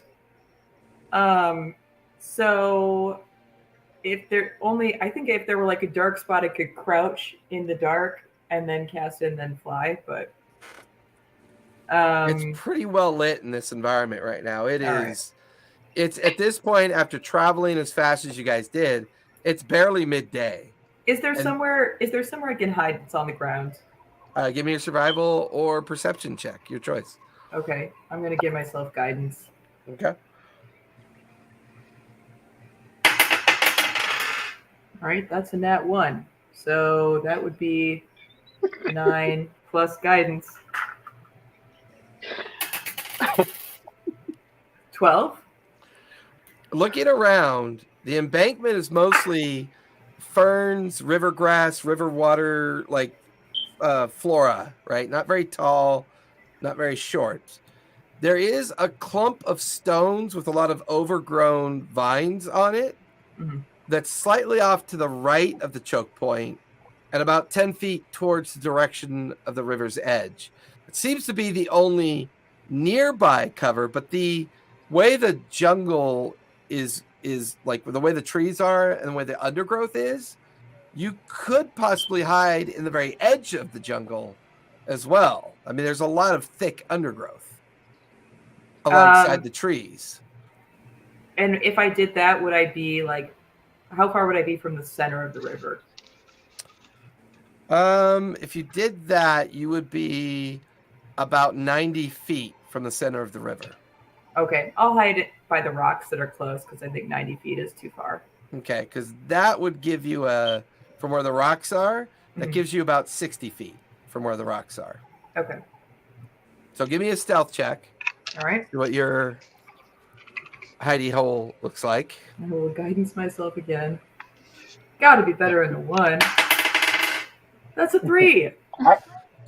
I imagine with a 1, you 4. like walking into the growth and your feet stick out. You're hiding, but your feet are sticking out. All right, that's a 5 on my stealth check. Okay. So I'm gonna die. There's a big shiny metal person hiding behind some rocks near the river. Clink, clink, clink, clink, clink. So, All Spot, right. at this point, Xanath is taking cover. Winter's up in the tree. Earthen's up in the tree as well. After you cast Fly on yourself, Earthen, right? Yeah, Or I'm the still ring. using my ring. You're still Yeah. using the ring. What are you doing, Spot? Oh god, I'm sorry. You can walk I'm on trying water, to- dude. You can run. I can literally walk on water. So And it sounds like the trigger for all of this is when Winter shoots her bow. So I think that's what I'm going to kind of do is just make my way down to the water's edge and just kind of try to stay out of sight, but use my new monk abilities to kind of just walk across the water and like get ready for whatever shenanigans are about to come up. Okay. So, come on, Give me investigation as you get to the water's edge. okay, I'm switching between my 3 dice here, so I apologize. Investigation. Come on, you. That is 15. 15. Once you get to the water's edge, you realize that there are some good hiding spots among the rapids. And since you have this ability to walk on water, you use the rapids as cover. So give me stealth with advantage because of the way the water's foaming up, creating a mist around you. So you have a bit of an advantage here. Okay, honest question, because I've already got advantage on stealth. That's so fine. What does that mean? It just means you have advantage. Okay, so I was going to say advantage plus advantage. So that is a 19. Okay. Puck, you begin to see the choke point that they were talking about back in the ravine near the lineage caverns before you guys all went off in your different directions. You can see the rapids. You can see the 50-foot section. You even begin to see the riverboats beginning to reform in the hopes that they're now going to try to get through there 2 by 2. There's at least 8 riverboats in front of the large riverboat. The main large riverboat's so big, it has to try on its own. Okay. As you take in this sight, the water breaches at the edge of the river, and you see this crocodile. Yeah, I told all my friends. We're gonna. Well, so from those of you in hiding, and Puck, as you look beyond the talking crocodile that's having a conversation with you, all the boats are beginning to like rock from side to side. The first 2 boats that try to make it into the gap get pushed away and into the rapids. Right in front of you, Spot, you watch as a small riverboat filled with a dozen lizard folk warriors crashes into the rapids, comes apart almost instantly, and a dozen of them plunge into the water. Now, they do have a swim speed, so they recover quickly, and they start swimming out of the rapids just as all of you in hiding watch as these crocodiles jumping literally out of the water and attacking all these lizard folk. You then hear a horn kind of like blast from the others as the large riverboat picks up speed and is now attempting to breach the gap, and it's pushing the other riverboats out of the way. And there you can see the Triceratops lashed to the back of this 100-foot long, 40-foot wide riverboat that is attempting to get through that narrow gap. And there you can see Vassarisk up on the front of the riverboat going like this as lizard folk are oaring as fast as they can to make this thing speed up. Winter, from your vantage point, you could see Vassarisk on the very front of the boat very clearly. And he seems to be giving orders and guiding the other lizard folk. Let's go. What are you doing, Winter? I'm gonna take the shot. All right. You have height, so you have advantage. Are you using And the you have- seeker arrow first or the banishing arrow? They're both separate abilities. I am going to use the banish. Okay. Those of you, Earth, and you're closest to Winter, you watch as she pulls out her arrow. You can hear her mumble under her breath, and energy starts to arc around the arrow as she pulls back. And let's go. Go ahead and make your attack roll with advantage. Let's go indeed. It's a 30. Ah! Oh my god. Yes! Natural 20? Is that a net 20? It was a 19, but Wait a minute. Doesn't your bow crit on a 19? doesn't it what? I think your bow crits on a natural 19. I don't even know what that means. So basically, the magic means bow you're that you awesome. have, that if you roll a 19 or a 20, it's a critical hit. Oh. Okay. So with that, you watch the arrow streak. It jams into the collarbone of Vasarish.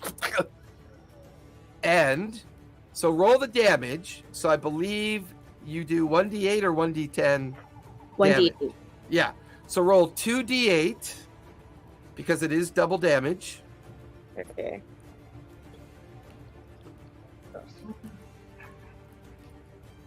It's And a I rolled a 4 for his save, so I know he's going to get banished. Oh yeah, it's a Nice. So what's total damage? 15. I got a 7 and an 8. Okay, what's your damage bonus modifier? +5. So that's a 20 points of piercing damage. And as that arrow, all of you watch, strikes, Basilisk disappears. He's gone. Yes. You guys have a minute to take advantage of this chaos. Spot, you're in the rapids. There's a nearby riverboat. There's shouting and yelling in lizard folk tongue. There's panic beginning to spread as crocodiles are in the process of dumping over boats, attacking those in the water. And the water around you is now frothing with red, kind of like foamy blood from the attacks of the crocodile. What do you want to do with this surprise round that you've got in front of you? How many lizard folk can I see, like, just thrashing in the water? Like, how close are any of them to me? Most of them are at the edge of the rapids, about 20 feet at the edge of the rocks. There's maybe about 7 or 8 of them in the water. And just as you focus, you watch as the large riverboat that Vaxis was on slightly goes out of control. The tail end of it is being pushed by the largest crocodile you've ever seen. This monster 50-foot crocodile is pushing the rear of the riverboat towards the rapids that you're hiding in. All right. Here's what I have in my head. Let me know if this sounds possible. Okay. If there's multiple lizard folk within 45 feet of me, my speed, I would like to basically run on the water and basically kick them. Use an acrobatics check, use one of my key points or flurry of blows, whatever you decide, and basically like use my ability to run across the water, but kind of shove them down as I'm running across it, kind of force them underwater. You're just like running on people's heads. Yes. Yeah. I'm Mario hopping across the heads of the lizard folk. There you go. I like it. So we'll say it costs you a key point to do that. Okay. So mark off a key point. And we'll treat it like flurry of blows. Okay. So how many, let's say the first one that you jump onto is a normal attack for you. Mm-hmm. So roll an unarmed strike for the first one you leap onto. Give me 1 second, because like I said, with everything else going on, I have to switch between monitors and all this fun stuff. But I'll just go ahead and roll that. That's why we use real dice, folks. Real dice. Always the best. All right.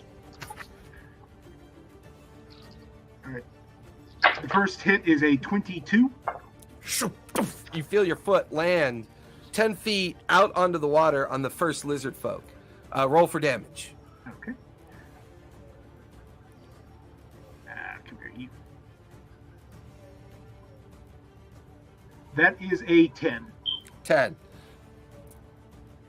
You see another lizard folk about 8 feet in front of you. Are you aiming for the riverboat that's currently sliding sideways towards you, or what's your target at this point? I'm kind of just looking for targets of opportunity. Like, I'm not necessarily running towards the riverboat.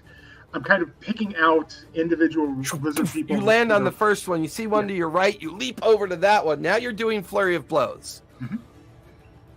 So how many attacks do you get with flurry of blows? 2 or 3? 2. 2 Okay. So give me 2 more attacks as you leap from one to the other, and then it'll circle you back to another rock within the rapids. Okay. Oh, that sucks. First flurry of blows is only a 10. Okay. Second, come here, you. Second is an 18. The second one will definitely hit. You leap on one, but he sees you and kind of bats you away, but you use his arm to leap onto another one, and your heel just comes crashing down into the skull of one of the other lizard folk that's trying to swim away from the crocodile. Go ahead and roll damage for that one. That one is also a 10. Okay. That will finish your turn for now, since everything is in chaos. We're not quite in initiative yet.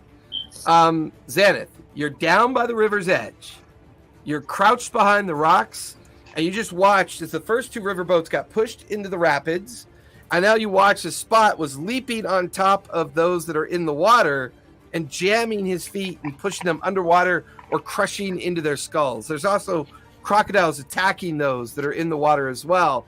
And you're watching as the large riverboat's getting pushed sideways into the nearby rapids after Basilisk was banished, after Winter's arrow shot struck him in the collarbone. Mm-hmm. What do you want to do? I would love to throw up a moonbeam, and ideally I would place it, it's like a 10-foot diameter, place it so that a boat is basically forced to choose, go through the moonbeam or go into the rapids. Okay. So you bring the moonbeam into existence. Puck, the large riverboat that's getting pushed sideways, there's an explosion of light that catches just a portion of it as the riverboat's being pushed.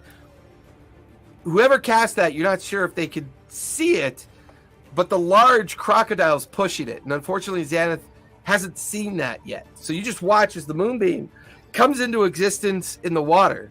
But what Xanath doesn't realize is that one of the other smaller riverboats was being pushed by a separate group of crocodiles, and it inadvertently, the crocodiles and the riverboat cross into Xanath's moonbeam. Xanath, roll damage for me on the moonbeam. Okay. I've already pre-rolled everybody's saves. All right. So I'm rolling d10s. That's a lot of d10s. Jeez. I'm just trying to find literally one d10. What does it look like? That's a d12. Okay. All right. That's a 1.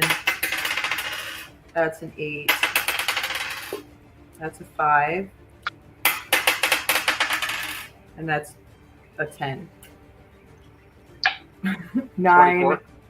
Yeah, no, 24. yeah, 24. 24.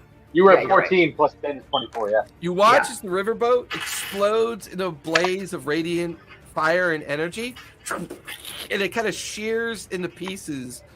A few of the lizard folk that got caught in the moonbeam immediately spill into the water, while also getting attacked by crocodiles at the same time. And the water begins to just froth with the bloody battle that's going on between the lizard folk and the crocodile. Earthen, you're watching this play out. You're watching as Winter is pulling out a second arrow to make another shot at a target.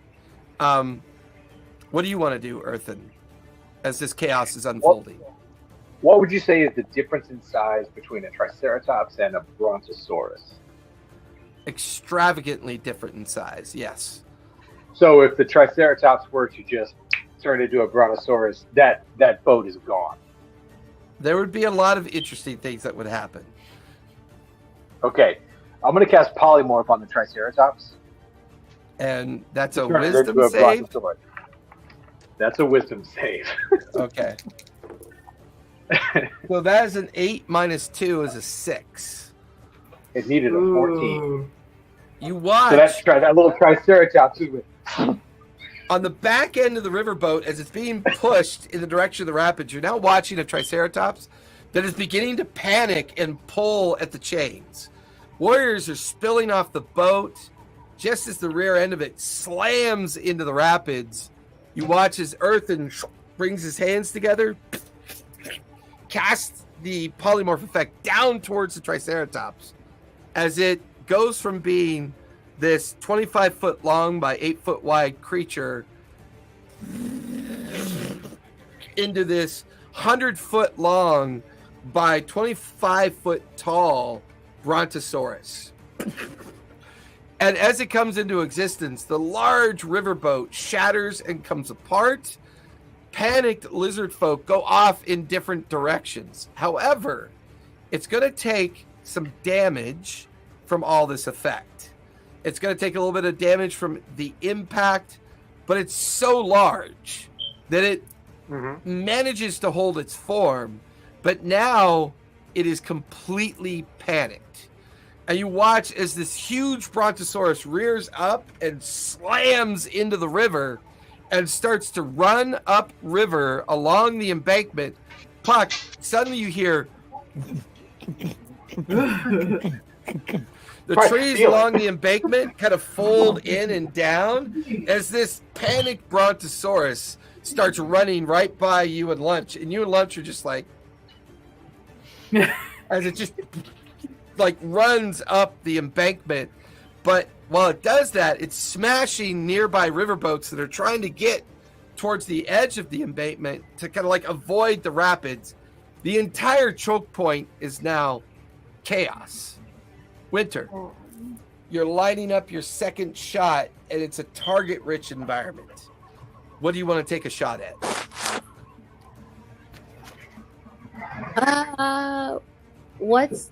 Is there something that's like the biggest and the most effective that would like throw them off? Give me a perception check as you begin to see if there's any particular target around you. It's a 23.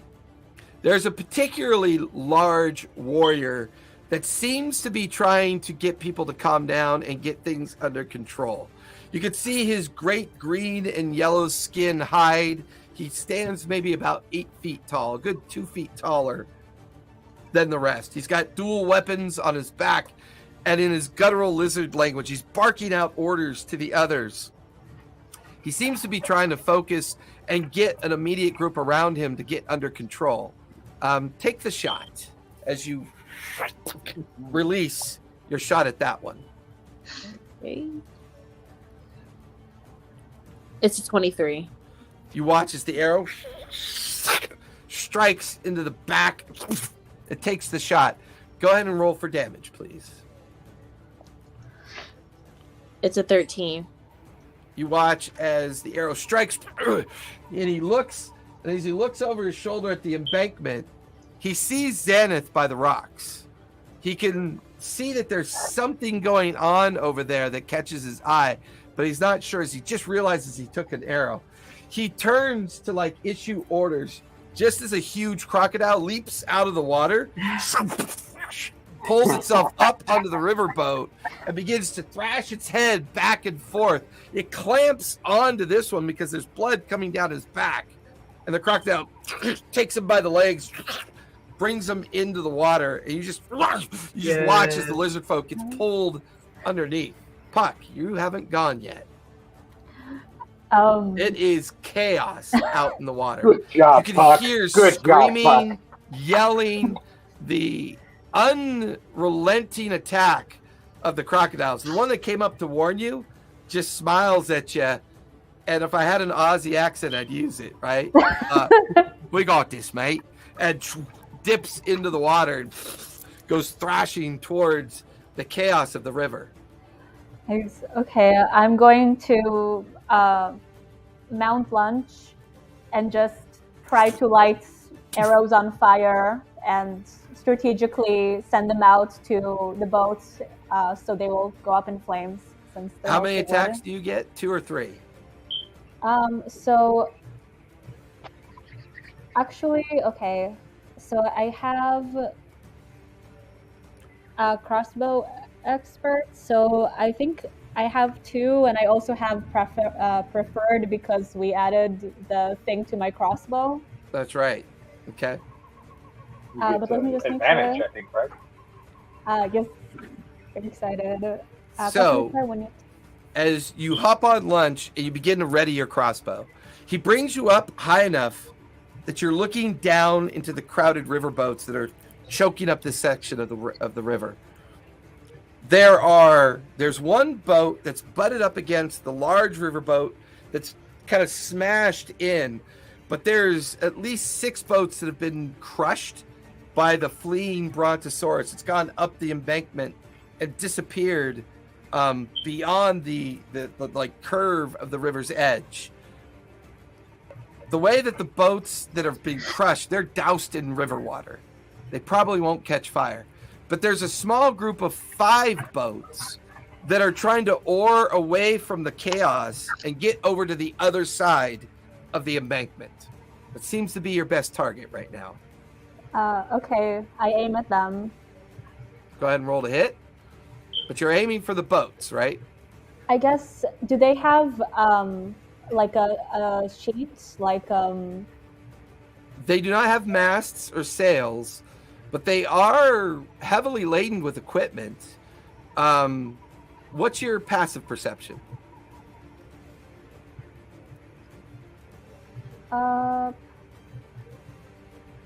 Passive perception is 11. 11? No, sorry. Perception. Yeah, it's 11. Give me a perception check then. That wouldn't be high enough for you to see. So you're going to have to slow your roll a bit to try to examine the contents of those riverboats. I got 15. Okay. Instead of getting your 2 attacks, though, that took some time. So if your 1 attack with your crossbow, the bolt is lit with a globule of flame on the end of it.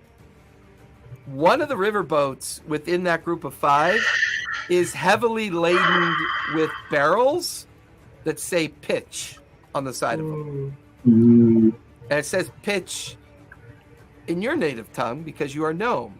These look like a batch of barrels that they might have bought from the traders within either the Dwell or the upper wards of the Gnomork City. Well, I think I just found my target then. Pull the trigger. Go ahead and roll to hit. Roll a d20 and add your attack modifier.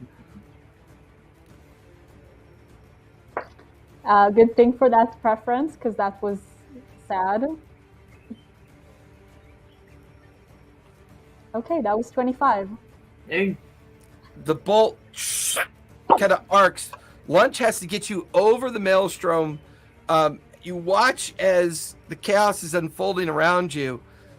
The bolt arcs and arcs and arcs. It lands on one of the barrels. The lid of the barrel was already kind of jostled loose. And the moment it hits the lid kind of sinks in as you watch the black pitch of the tar and kind of like oily substance in the barrel. It just ruptures into this massive fireball that goes outwards within the group of 5 riverboats, and immediately huge globules of pitch and tar are being flung out onto lizard folk, onto crocodiles, onto boats, as that entire side just erupts into this fireball. For the rest of you, over by the rapids in the opposite embankment, you feel the force wave kind of come across as 5 riverboats just launch up into the air in shrapnel water, fire, and you're now watching as flaming tar starts landing on the embankment, on the kind of like the rapids. You watch as a lizard folk goes running off one of the riverboats, just covered in tar and on fire, and plunges into the water just as a crocodile like sees him and takes him down under the water. So this has created a lot of chaos. There's now smoke, yelling, and screaming as the lizard folk are completely caught unawares. So this is a unique situation. You guys get one more surprise round. At the end of this next surprise round, it'll have been a minute since he was banished. So you get one more. So the first surprise round took 30 seconds, and now you're getting another surprise round because of the chaos. At the end of that second surprise round, he'll be back. Or at least you guess he'll be back, because that minute will be up. So starting with Spot, what do you want to do with this second surprise round that you have? All right. Can I see any ships that are more or less intact, like that are within my ability to get to them this turn? Give me a perception check as you look around. All right. Perception. Come here, you stupid laptop. Perception. That is a 12. 12. Looking around, you could see the lizard folk in the water frantically trying to get away from the crocodiles. The large riverboat has smashed into the rapids and is slowly coming apart in multiple pieces. You can see other boats on the other side on fire. There are now 2 riverboats that have made a push to get through the gap. And they've now passed through the gap, and they've passed within about 10 feet of your rapids.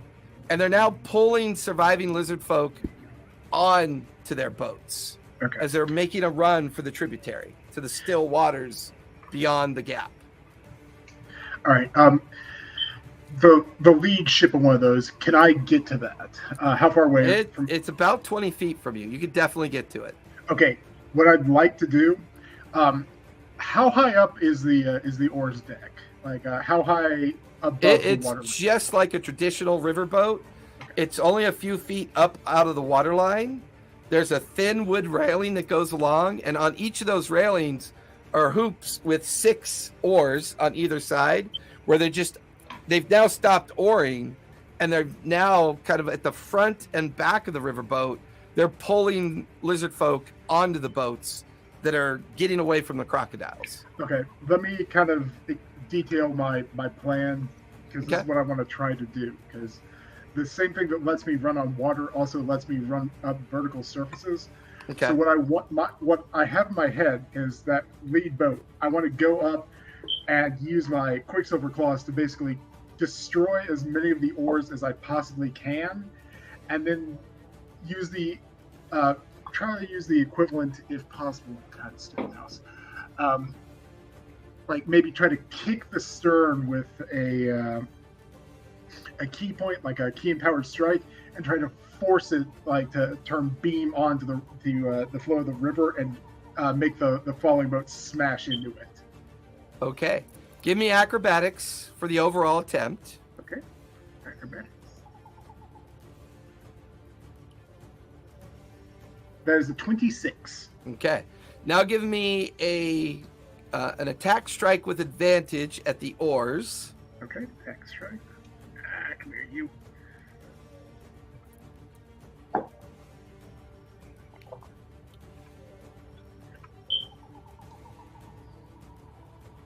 That is a 27. Now give me another unarmed strike as you smash the oars on the one side. You come across and you kind of use lizard folk as kind of like ability to push off of them, and you come towards the keel of the riverboat.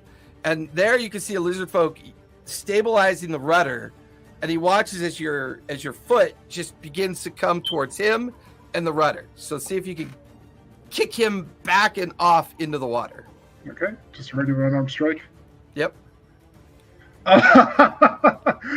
Let me double check on something, because I think I might also have that. I got a 19. That's a 28, but I don't know if I have that same thing where a 19 counts as a crit for my stuff. I don't double check. I'm checking now. I don't know if you're the right level for that yet. So I think that's either a feat or a subclass feat for the monk. I'm checking now, but I got a total of 28, and I'm triple checking that now.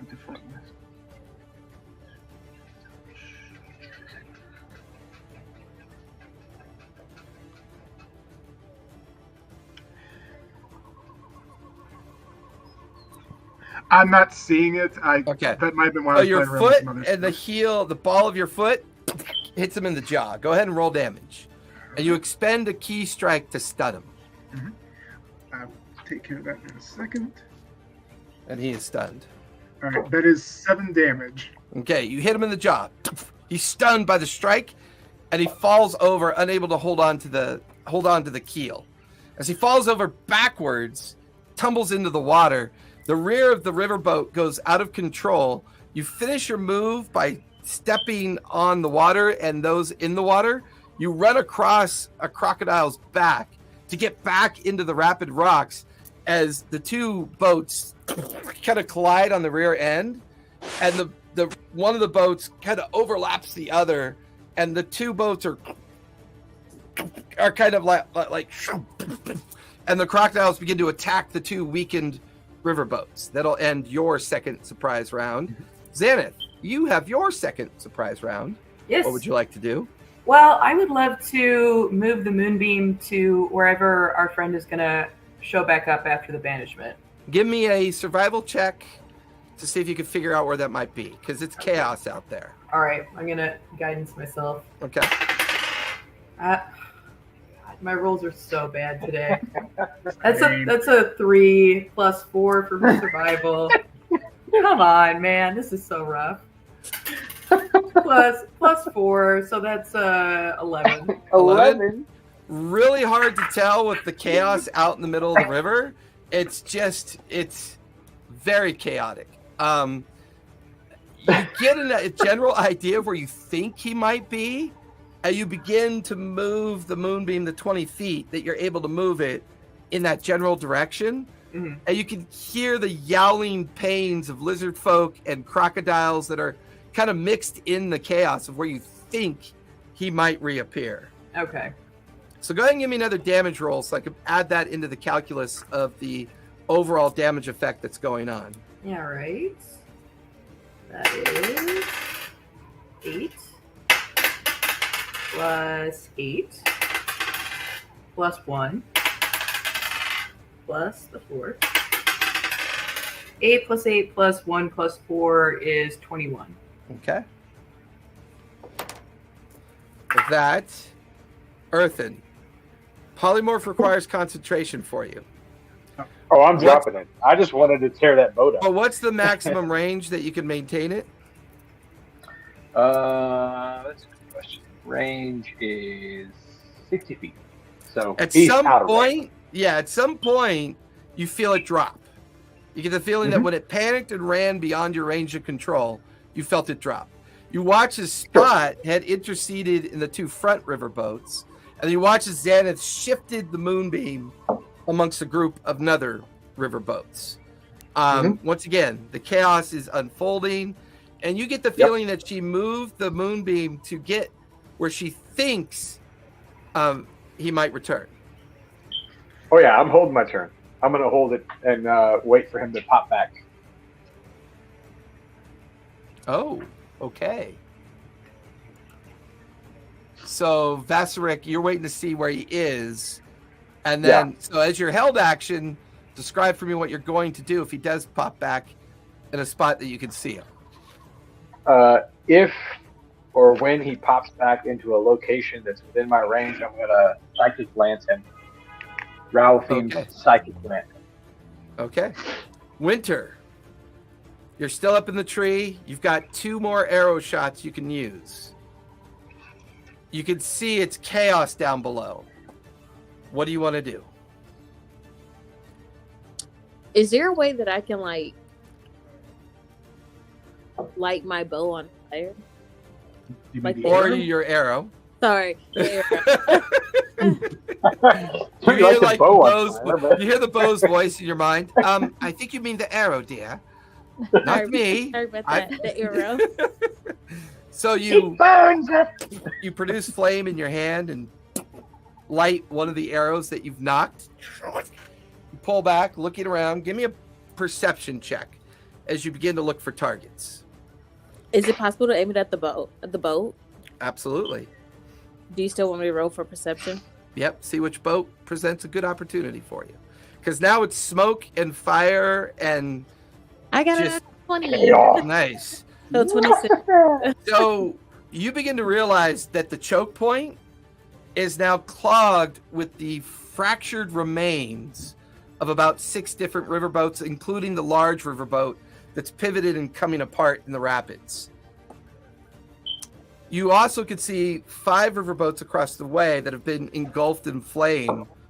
And then up in the air, you could see Puck riding on the back of Lunch as crossbow bolts are kind of raining down.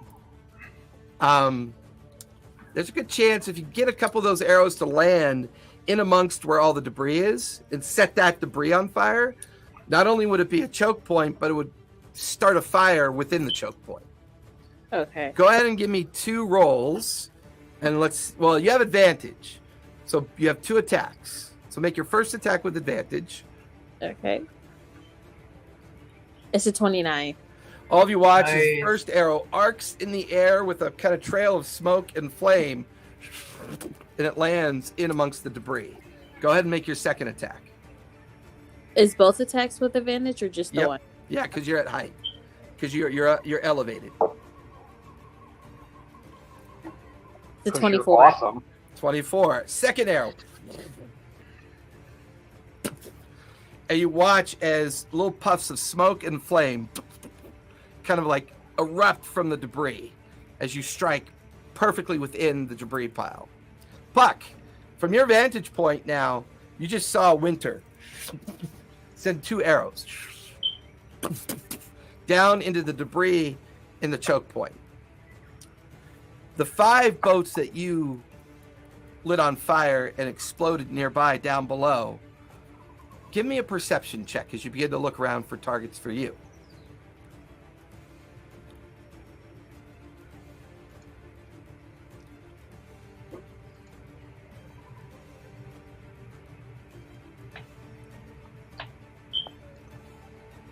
You're mute.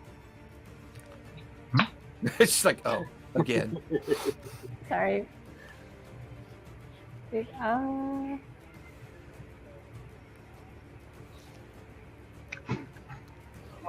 17. You can see in the water, in the rapids of the water, approaching the choke point, 4 barrels with the same markings on the side of them. Their contents haven't spilt out yet, but you can see that there's like a black, gooey kind of oil, like beginning to flow from it as they're bumping each other and approaching the debris pile in the center of the choke point. It's tempting, but I think some amount of natural preservation is like part of her ethics. So maybe lighting a river on fire while it's full of animals might be slightly against I it. leave it up to you. I only describe what you see. I'm gonna take this opportunity and just go a little bit higher and see if I can notice anything out of place, anyone that might be observing us, any... Give me another perception check with advantage as you begin to look around to see the condition of the battlefield at this point and what's going on. Oh my god, I got 21. So as you feel Lunch lurch and take you higher up in the air, you now have a vantage point of the chaos down below. You can see Xanath hiding behind some rocks. You can see Earthen flying amongst the canopy. You can see Winter taking more arrows out and getting them ready to fire. You can see Spot kind of hidden amongst the rapids after just causing some chaos of his own. But amongst the riverboats that are surviving, there's a measure of control being restored. You can see on the reverse bank as about 3 dozen lizard folk managed to get off the riverboats and are now trying to melt into the jungle on the opposite side. You can see that there's about 7 other boats amongst the smoke and fire that are doing their best to pull survivors out of the water, and then they're oaring and turning to go towards the opposite embankment where the others are getting off as well. It's at that moment, as you're focused, you look at where Xanath's moonbeam is, and right behind it, amongst a pile of debris, you watch as Vasarisk reappears at the end of your turn. And as he reappears, go ahead, Earthen, since you had a held action. Yep, that's Ralphing's Psychic Lance. Is that a save or a ranged attack? That's a save. It's a ranged attack, but it's a save. What's the Intelligence save? Okay. Ooh, that's the one thing he's good at. That is a 22. Yeah, he saves. It's Okay. 14. So on a failed save, they take damage. So it's half damage and no incapacitated. So Okay. hang on, I gotta pull my d6s now because this is the fireball-ish spell, right? Ish. Or, not fireball. Sorry. Yeah, the lightning bolt-ish spell. How many do I get? 7. All right, I gotta pull a few more. 7d6. Yeah, 7d6. That's awesome. I love this stuff. Yeah, it's the invisible lightning bolt. 1, 2, 3, 4, 5, 6. And one more. I'm unloading all my bags of dice and rolling all in one. For extra drama. The dice goblin. Right, you know, I can add it all up at one time. All right, that's 8, 12, 16. Oh, plus 12 is 28. Plus 3 is 31. Okay. You watch as your psychic energy just kind of streak down and towards Vastrick, your target. At the last moment, he tries to get out of the way as it glances off of him, and the psychic energy kind of fades a bit. Doesn't do as much damage as you expect, as he seems to be able to resist it slightly. But between the arrow in his neck and that strike of the lance, the psychic lance, he's now looking. He sees the chaos unfolding around him. You watch as he brings his hands together, and there's this huge arcane energy blast that begins to center out from where he is. As a reaction? That's where we're going to finish tonight. And when we come back next Sunday, we will be rolling for initiative when we come back next Sunday. I'm so ready to react. Yeah, I know, right? I was losing my voice. I was having so much fun narrating that. That was a blast. I mean, I had to ask, how big is all my Brontosaurus insight checks compared were to failing. Triceratops? Like every opportunity to see through the ambush was just failing miserably. And the moment I knew you were going to polymorph that Triceratops, I was like, oh, he's going to pick like something huge and simple. And Brontosaurus. I was looking for what's the biggest thing? What's the biggest thing I can turn this into? That was awesome. Brontosaurus is pretty big. So. I'm exhausted. That was so cool. It's rare that those plans ever come together. Something almost always fucks it up. Luckily, Xanath was the only one that rolled poorly on stealth. So because she didn't open the event, it didn't weaken the ambush. So that was pretty cool. All right, everyone. Thank you for coming out and hanging out with us. We will be back here. Are we good for next week, everybody? Yeah. Are we good? Hell yeah. Good. Okay, so we are good for next Sunday. We will see you. Threaten us with initiative and then ask if we're going to show up next week. And it will be a Tailspire event as well, so it'll be a lot of fun. So we will be back here next Sunday. Be safe, be good, play a game. It's super good for your mental health. You need to do it and have fun like we have fun every Sunday night, where you can come hang out with us as well. Coming up next is right? Gambit in about a half an hour. Where we take the battle to the Feywild. So you guys go ahead and linger so we can talk about schedules. Other than that, good night, everybody.